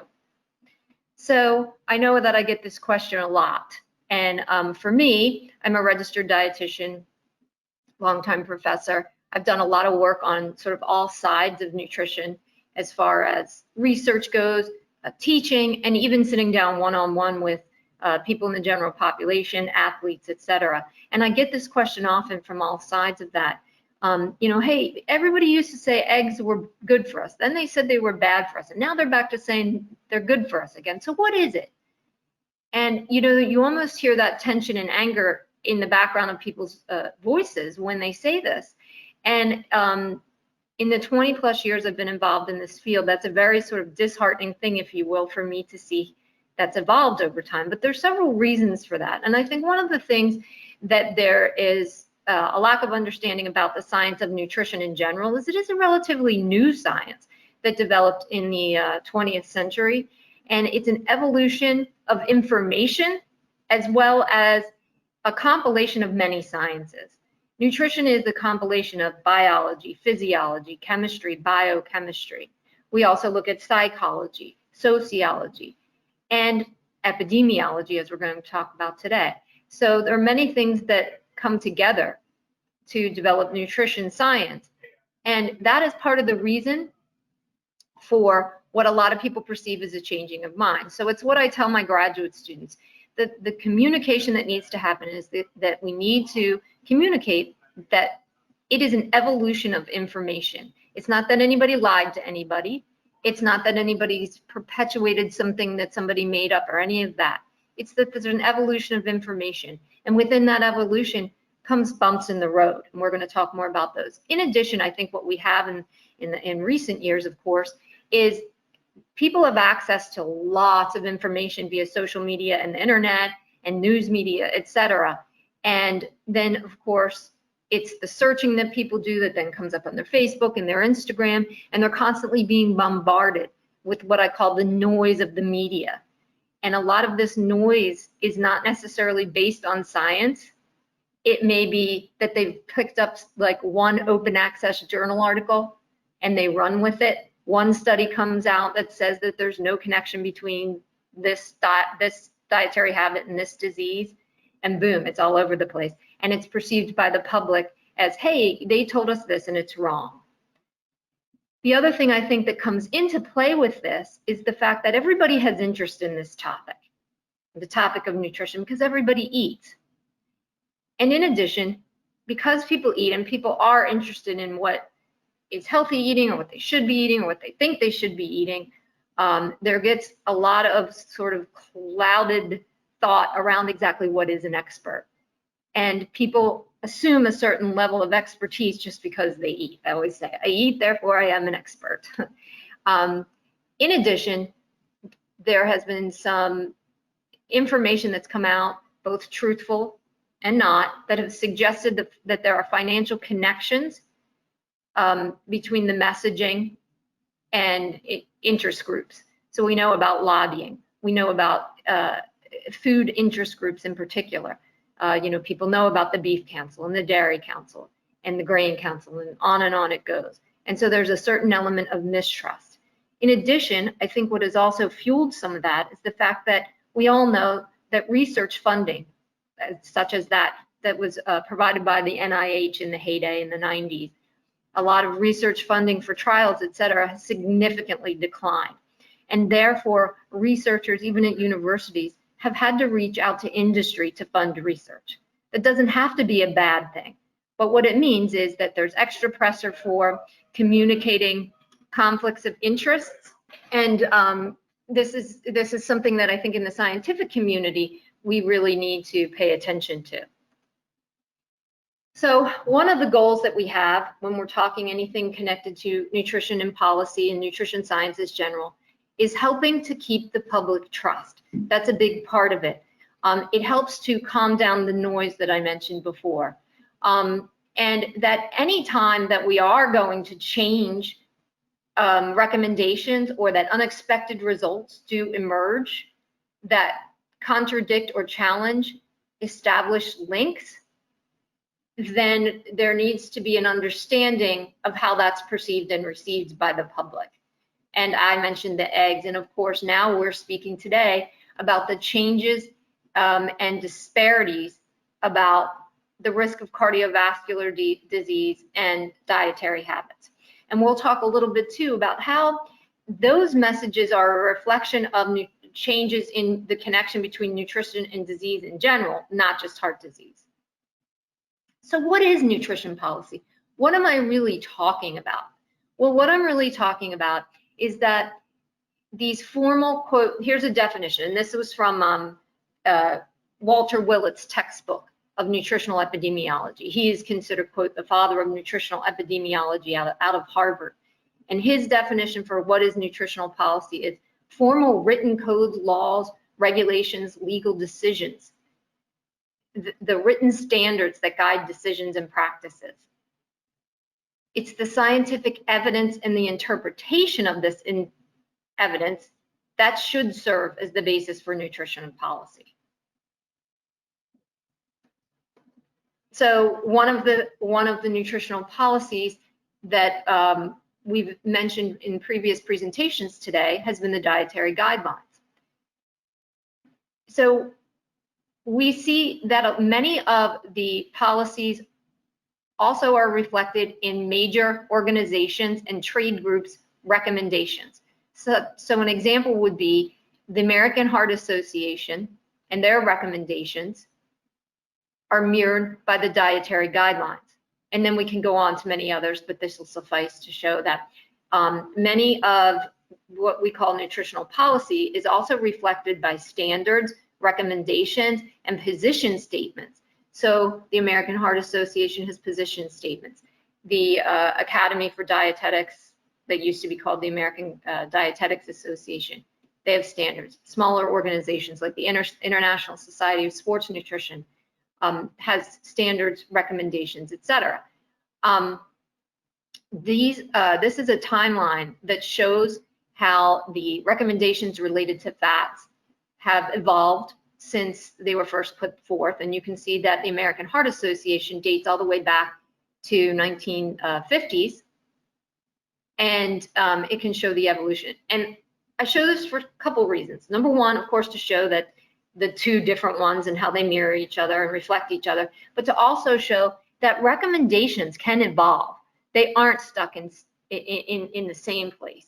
They can evolve. They usually evolve fairly slowly.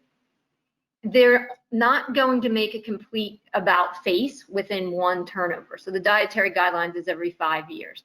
They aren't going to make an about face because part of what they do to develop their guidelines, we'll talk about, they use the previous guidelines, but they can evolve. There is definite evidence that they can evolve. The guidelines sometimes themselves aren't even really what we need to focus on as much sometimes as the translation. In many well-intended efforts of these organizations, they have aimed to take the guidelines and the research that was behind those guidelines and translate them into very tangible, easy to understand infographics and other things for the public. Unfortunately, oftentimes the science gets lost in the translation, and the translation is what gets communicated to the public as opposed to the actual science. What I mean by that is when you have well-intended journalists who maybe don't have a background in science or health or nutrition, and they're writing an article, they're going to see something like this on the internet. They do a Google search, they do a Google image search, and they run with this instead of looking at the background. This is way oversimplified, and it caught my attention because as dietitians, we're sort of almost brainwashed from the beginning. There's no such thing as good and bad food. This doesn't exist. All foods can fit. That message, while appropriate, it seems simple, but to the average person to take that message and translate it into daily meal selections actually isn't simple. And it's just human nature that people want lists. They want to know, is this good for me, bad for me, right, wrong, this, that. So people gravitate towards lists like this, the good, the bad, and the ugly. I don't know who did this, and I wouldn't want to criticize them, but it is one of the reasons that we get such a controversy and such a confusion in the public. There's no such thing as good, bad, and ugly, certainly not when it comes to food, and certainly not when it comes to fats.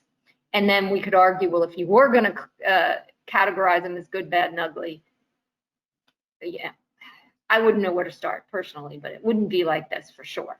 So, and then one could argue, of course, we're lumping so many things together here, like lumping mono and polyunsaturated fats, not differentiating omega-3s and omega-6s, not differentiating the different chain lengths of saturated fats, etc. So you get my point.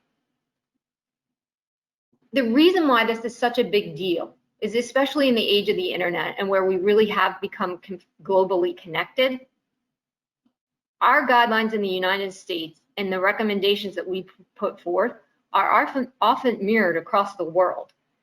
And a blatant example of the global impact that the recommendations that are put forth in the United States is when we look at the World Health Organization, and we see that their recommendations are very similar to the ones that are put forth in the United States. And in addition to a lot of developing countries that may not have the resources for committees and to develop dietary guidelines and such, they will quote borrow ours, and that we have to be appreciative of the global impact.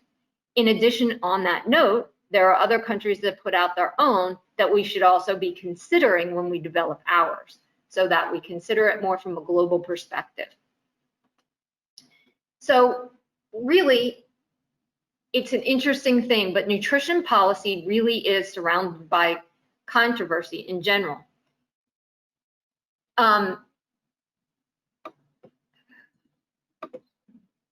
In past decades, the dietary guidelines has almost universally advised reducing the intake of total and saturated fat. But recently, the emphasis has shifted more towards,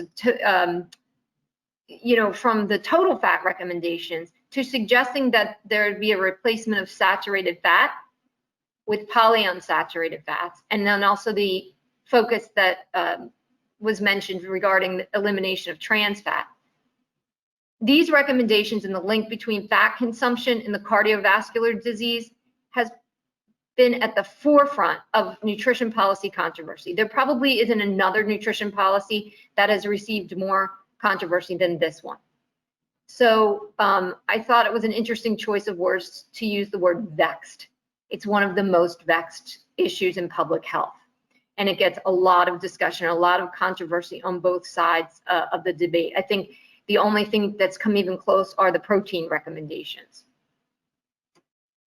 So probably at the heart of a lot of this controversy that I speak of is the cholesterol cardiovascular disease hypothesis that's been mentioned already today, that originally started with Dr. Keyes and moved forward. Now, I think, again, on a positive note, there has been an evolution of that hypothesis. There's recent questioning regarding the role of LDLs and HDLs, and the focus has gone away from total fats and has focused more on replacing saturated fat. So that low fat craze we had in the 80s, where everybody was eating like fat-free everything, but then that was loaded with preservatives and sugars, At least we've moved out of that era, and we've seen a progression. And now the focus is more on foods and diet and looking at other factors. So I think that while it's easy to criticize the start of the hypothesis and to say that, hey, the science is still ahead of where it is, at least it has evolved, which gives us hope that we can push the envelope and it'll evolve further, because we do need to push the evolution further. Obviously, the evidence hasn't been sufficient to resolve the controversy that we speak of, this vexed controversy. And we're going to talk a little bit about this, but it's both the randomized controlled trials and the observational evidence that people use on either sides of the issue, both have methodological and interpretive problems. And in addition, as this debate in nutrition policy and science continues, the science itself has evolved to the fact that fat consumption and its relation with health has become much more complex. Our ability to look at different subfractions like LDL-C particles, etc. As all of you know, the chemistry behind that. In addition, our ability to measure dietary intake and the science and statistics that go behind that have also evolved. There's been a lot of push to look at that as well. So there's a lot of changes that are going on that kind of keep the controversy in both sides.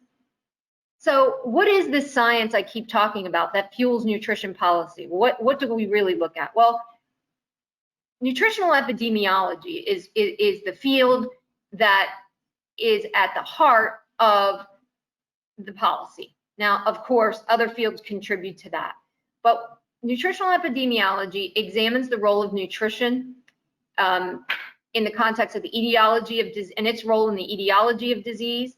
It monitors the nutritional status of the population, such as the NHANES data.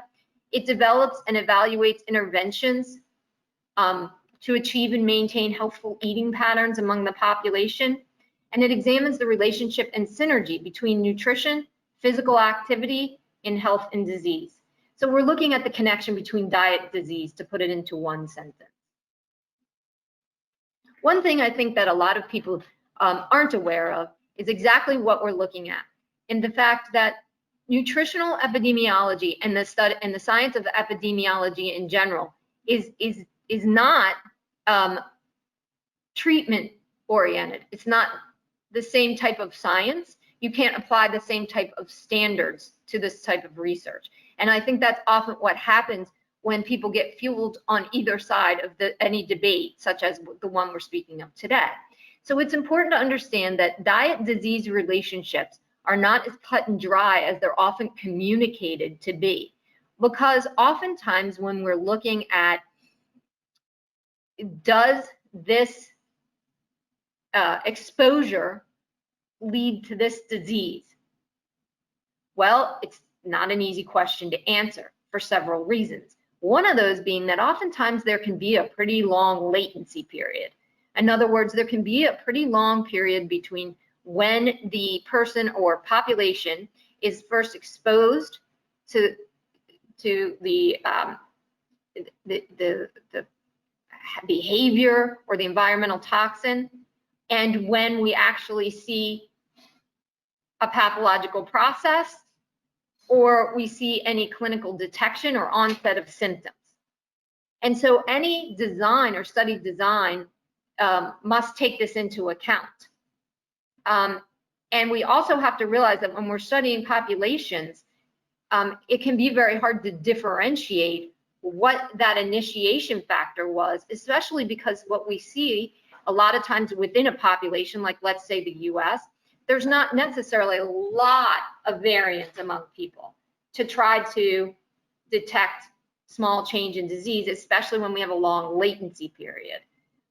So I thought this was an interesting slide because it kind of helped to set that up for us for epidemiological research.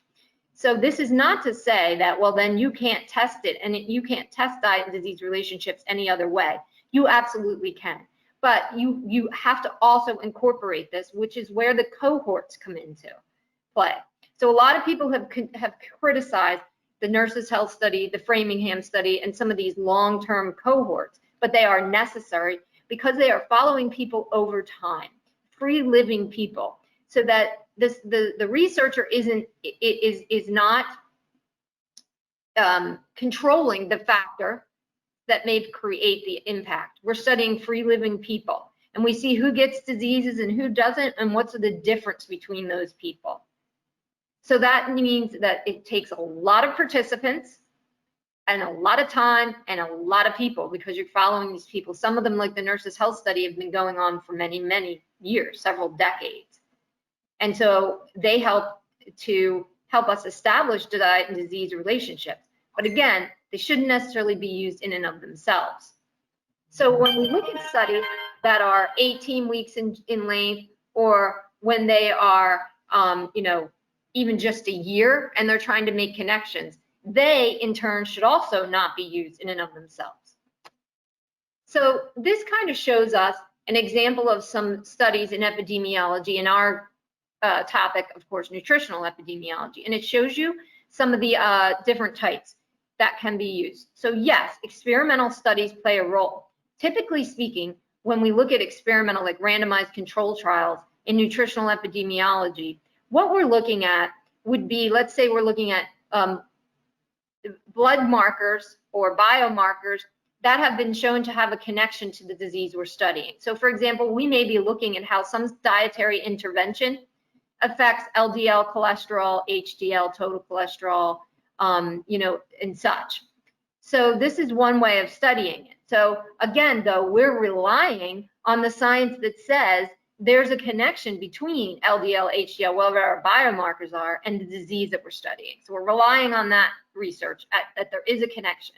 And then we measure those things, because in the short term, if we only measure people for 6 months, 3 months, 1 year, chances of our population, who's like, if we take somebody and put them on a high saturated fat diet, and we take another group of people and put them on a low saturated fat diet, and we follow them for a year, chances of anybody in any of those groups developing heart disease are slim, right? I mean, we'd have to have so many people. And so again, then we also have to make sure, though, that if we do a study like that and we are measuring biomarkers, that in fact the people that we are assigning to the different groups are in fact following those diets, because we are, how expensive it would be to feed those people for any extended period of time. To bring them into a research, a GCRC, a general research ward, and follow their every move. And then, okay, so we do animal studies, because we can do that with them. We can control light, dark schedule, their entire environment and everything, but their lifespan is so much shorter. How do we then translate it into humans? So then we go back to the humans. It becomes challenging to study, right, from a randomized control trial perspective. So what we often do is that we have to rely on observational studies, and we follow people over time. We look at people who get the disease and who don't, or we look at people who've received a certain exposure, like maybe they live in a certain area, or for example, we look at like Seventh-day Adventists who follow a predominantly vegetarian diet, and then we look at the general population, we follow them over time. So again, or we take a cross-sectional sample, we look at people that have the disease and people that don't, and we maybe go back and look at a history of exposure. Okay, you got this disease, you didn't, let's do some detailed interviewing, let's look at medical records and see if we can determine the difference between the people who got it and people who don't. So you can already see limitations emerging from each and every one. So there's a lot of challenges, and we have to control for a lot of things when we look at diet and disease relationships. So I think that the end of the day, we have to include a variety of approaches. So in this slide, I look at some of the questions that need to be asked when we're looking at observational studies. And I won't go through all of these, but there are many limitations to consider. Consider that when you take into consideration, we rely primarily on observational studies. We must consider that oftentimes in nutritional epidemiology, we're talking about weak association, a lot of confounding. Think of all the things that could potentially affect one's disease outcome. So we look at genetics, we look at stress, we look at psychology, we look at environment, and the food they eat, when they eat, how much, their weight, other diseases that can impact it. and all the things that then become hard to control for. Other things that we can say too is, so multiculinarity. So it's a statistical phenomenon that occurs when two or more independent variables are correlated, diet and exercise. Or people who eat a diet high in saturated fat typically eat a diet high in sodium. How do we separate those out? So we have to look at all the evidence. Observational claims don't always become validated via clinical trials. So we don't have to necessarily choose one over the other, whereby the clinical trial deletes the observational claims.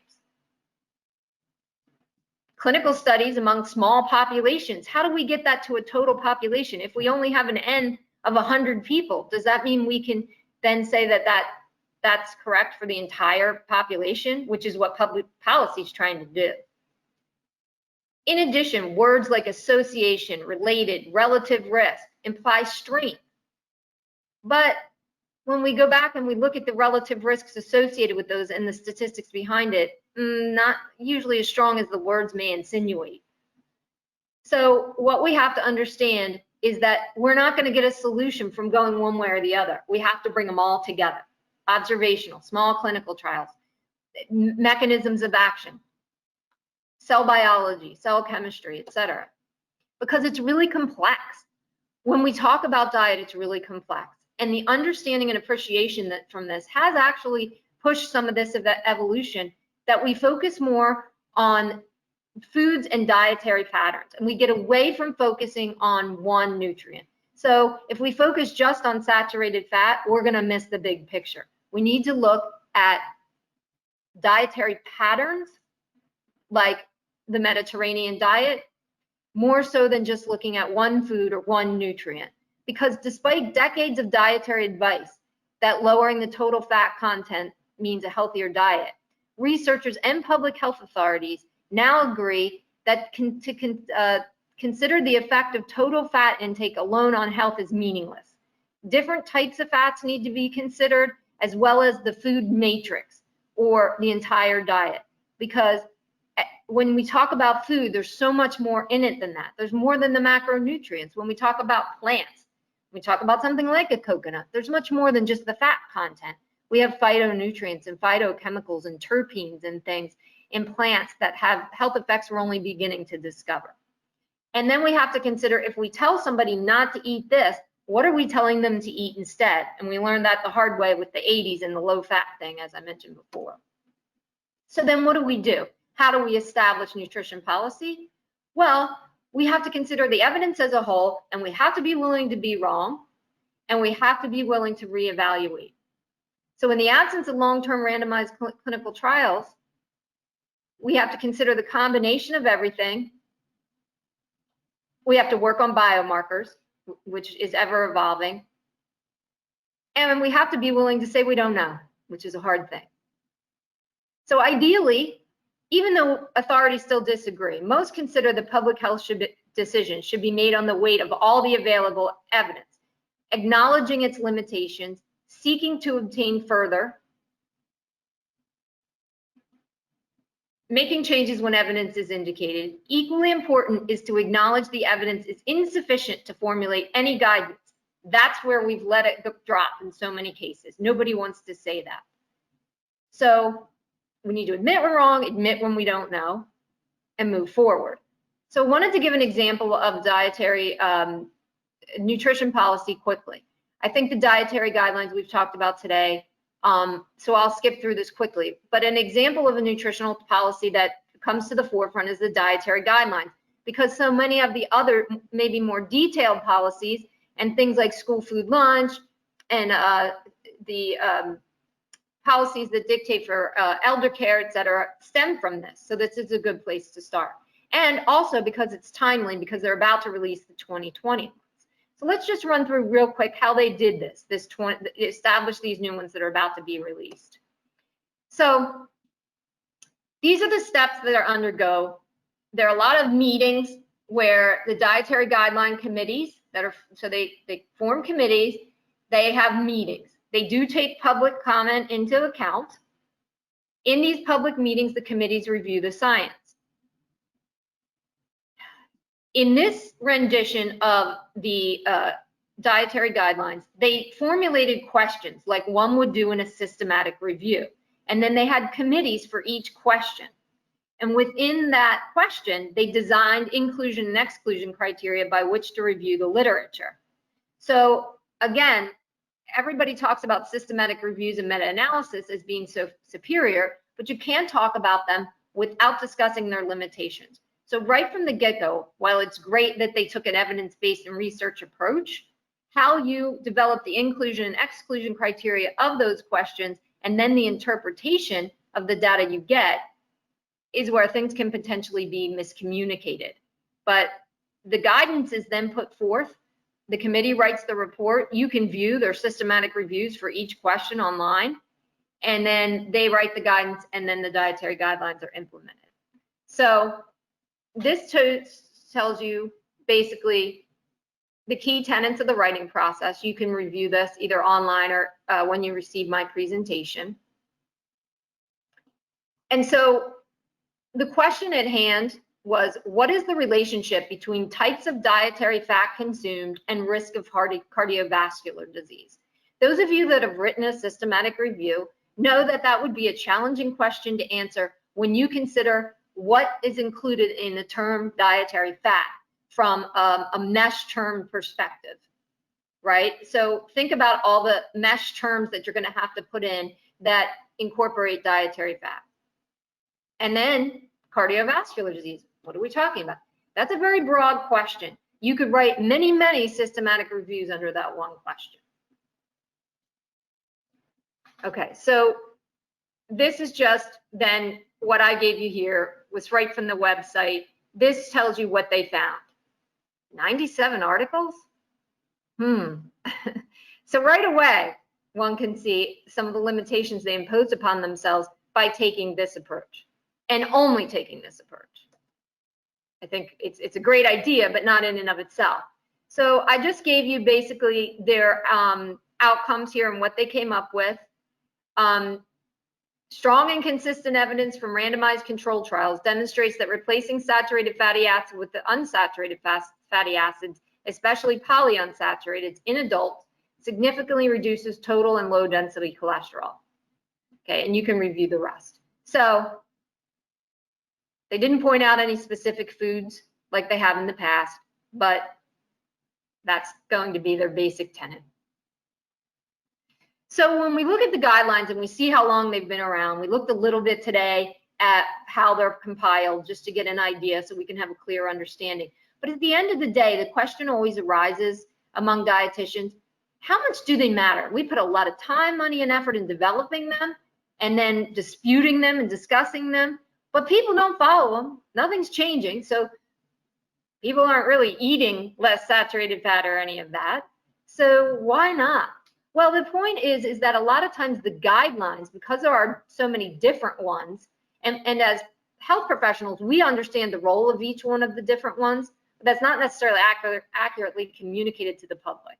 So from the public perspective, there's inconsistent goals, and there's a definite lack to a translation to everyday eating. They just don't, I mean, okay, great. Eat less fat, eat more fat, but what does that mean when I go to decide what I'm having for dinner when I've had a busy day at work? What does it really mean? And all that leads to a lack of public trust. And the public also knows, as we mentioned before, the interest group influence that's everywhere. And just a general lack of transparency to exactly what the goal is. Like, oh, you're trying to get me to eat more meat because the Beef Council thinks I should, or because Tyson Foods thinks I should, because that's what it said on my Facebook page. And again, this is my example. This is what I mean by the failure of interpretation and application.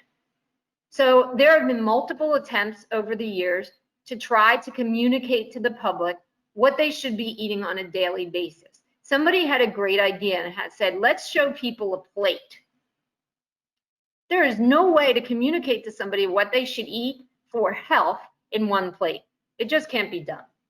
And then we can argue how they did it. And if you look at the My Plate and you look at the detail that they actually do to explain this, it's a moot point to use a plate.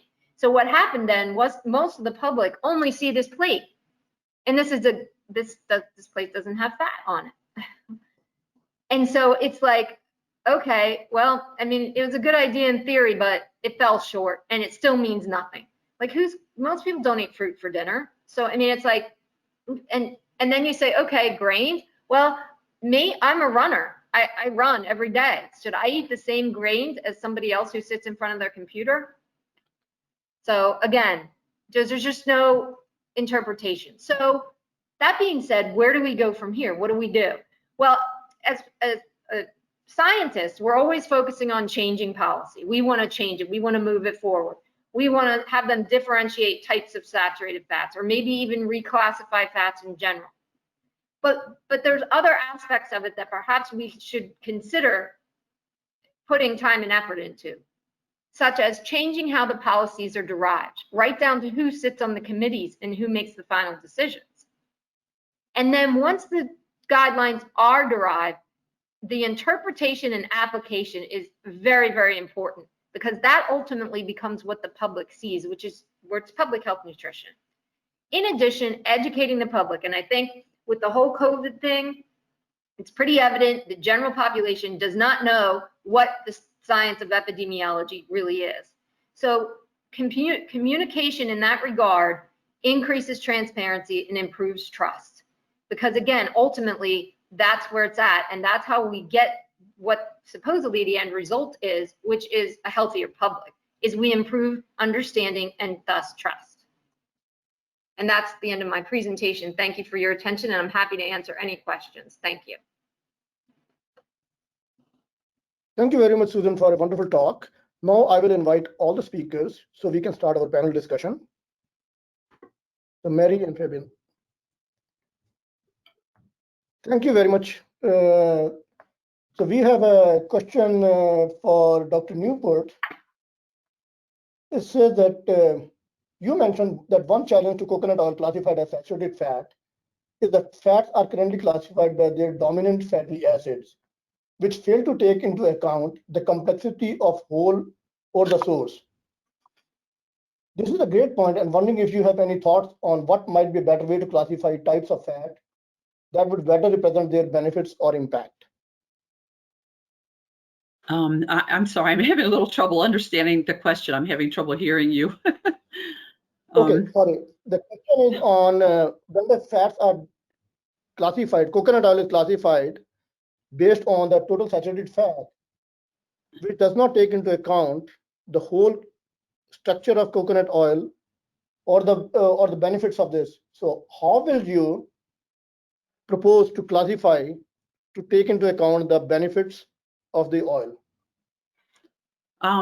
Well, you know, most of the benefits that differentiate it actually from other foods, you know, are in these medium chain fatty acids, including C12 and possibly even C14, myristic acid. You know, that's really what differentiates coconut oil from, you know, animal fat, saturated fat. And coconut oil has a little bit of that saturated fat, but much more like a vegetable oil or a fruit oil like olive oil in that regard. So, you know, I don't know. I'm not quite sure I understand the meaning of that, but, you know, it's, you know, the medium chain fatty acids do provide some unique health benefits. And, you know, other plant oils don't have these medium chain fatty acids. Lard, chicken fat, also have very little, if any, medium chain fatty acids. So, you know, I think it's relatively safe to say that much of the health benefit of coconut oil has to do with its unique set of these fatty acids that are shorter chain than the long chain fatty acids in animal fat. They're in virgin coconut oil. You know, there are lots of other nutrients, vitamins, fiber, minerals, polyphenols, a lot of other substances that also have benefits. The article that I showed there, you know, the review article of Alzheimer's, it's basically related to Alzheimer's, but it could be applied to many other types of diseases in which there are inflammation and that type of thing. So I don't know if that answers the question exactly, but. Okay, yeah. So we have thank you very much for this. The next question is on Has there been any elucidation of mechanism by which MCTs or coconut oil exert various effects you noted? So basically, the question is based on the mechanism of action of various fatty acids in coconut oil.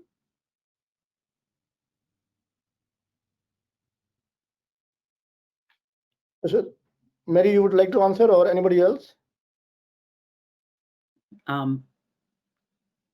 Yeah, again, I'm having a little trouble understanding the question, hearing it. Is mechanism of action of fatty acids, MCTs, or coconut oil? How do they act in the body? Well, we kind of ran through that. There are many different types of biological effects of fatty acids. They can be signaling factors. They can perform as energy. This is true for medium chain triglycerides. They are at least partly ketogenic, not stored so much as fat. There are a lot of, various biological effects that these individual fatty acids have. For example, C10. One thing I didn't mention is that a group that studies epilepsy has found that C10 seems to have anticonvulsant effects.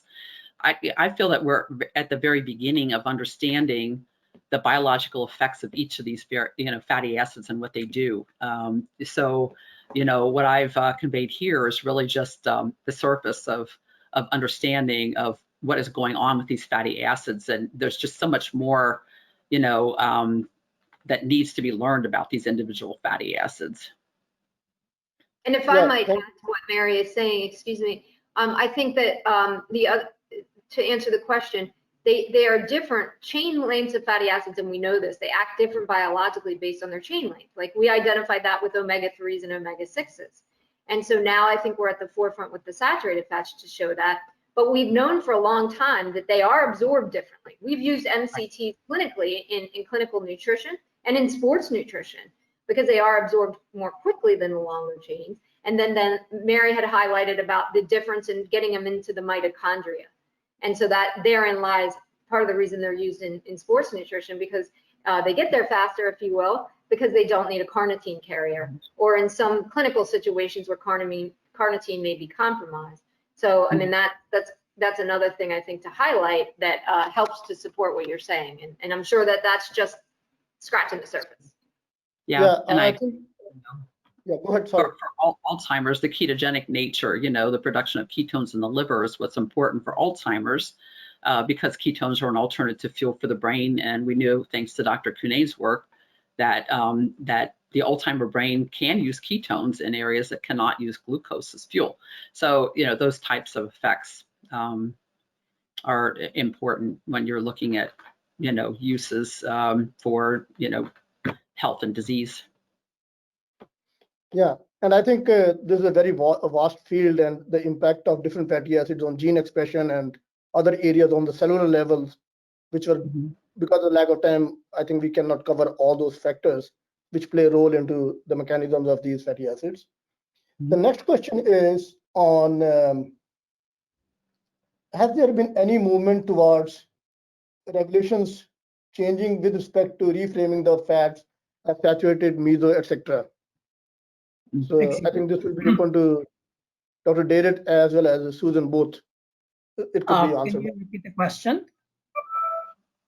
Has there been any movement towards getting regulation changed with respect to reframing the fat as saturated, meso, etc.? Well, I think as Susan mentioned, it takes time.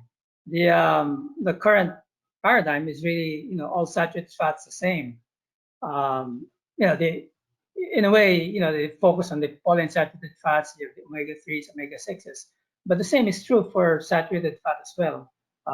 It's already been mentioned that different chain lengths influence the behavior, physiology, health effects of these saturated fats. So I think we have to move and do more research on those effects. And I guess in that respect, coconut oil has become like an outlier because it's a unique oil. There aren't very many. I think it's the only dietary oil that has that fat profile, and so it's left out. Everyone does the unsaturated fat research, and no one does the medium chain fat from coconut oil.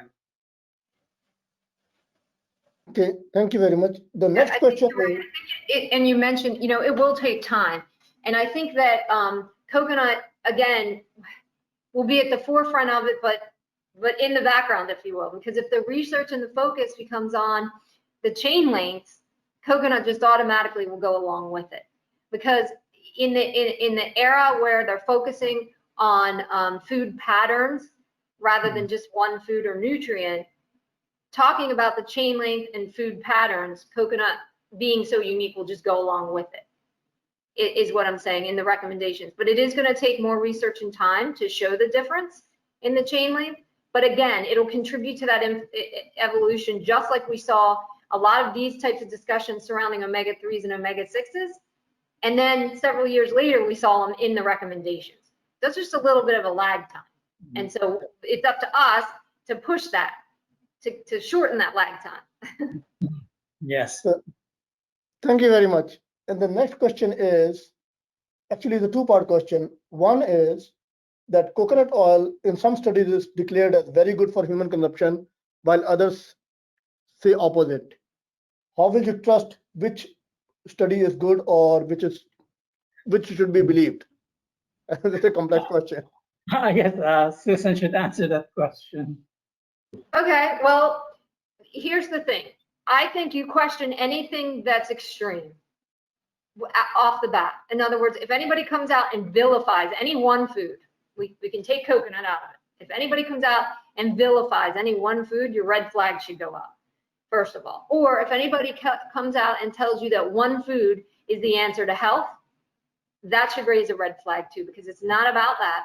Food is the food matrix. It's what it's at. It's just like any matrix. It's complicated, right? And it takes some while to decipher. And the other thing is the matrix that works for one person may not work for the other. And so that's another thing that adds a challenge to this, because people they want us to say, eat this, don't eat that. And it just can't be done. So I think anything that's extreme, you should question. And then you need to take the totality of the evidence from there. Never rely on just one study. Doesn't matter if it was the Nurses' Health Study of thousands of people over 30 years. It's still just one perspective. You have to incorporate all angles into it before you make a decision. And that's where coming back to our faith in experts is part of what needs to happen too. In the last year, we've really had, quite a public sort of mistrust of experts in general. But that's what's needed to decipher this level of information. It really is. Just like I could never sit down and decipher the information, detailed information in the chemistry profession. It requires an expert to do that.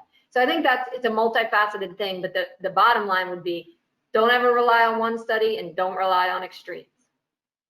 Yeah, I agree. This is such a complex question and a complex area of research. So it's really challenging to delineate the study properly. The next question is actually from the consumer side. How a consumer will find out the coconut oil is adulterated or not? Sorry, can you repeat the question? The question is how a consumer will find out if the coconut oil he's buying is adulterated or not.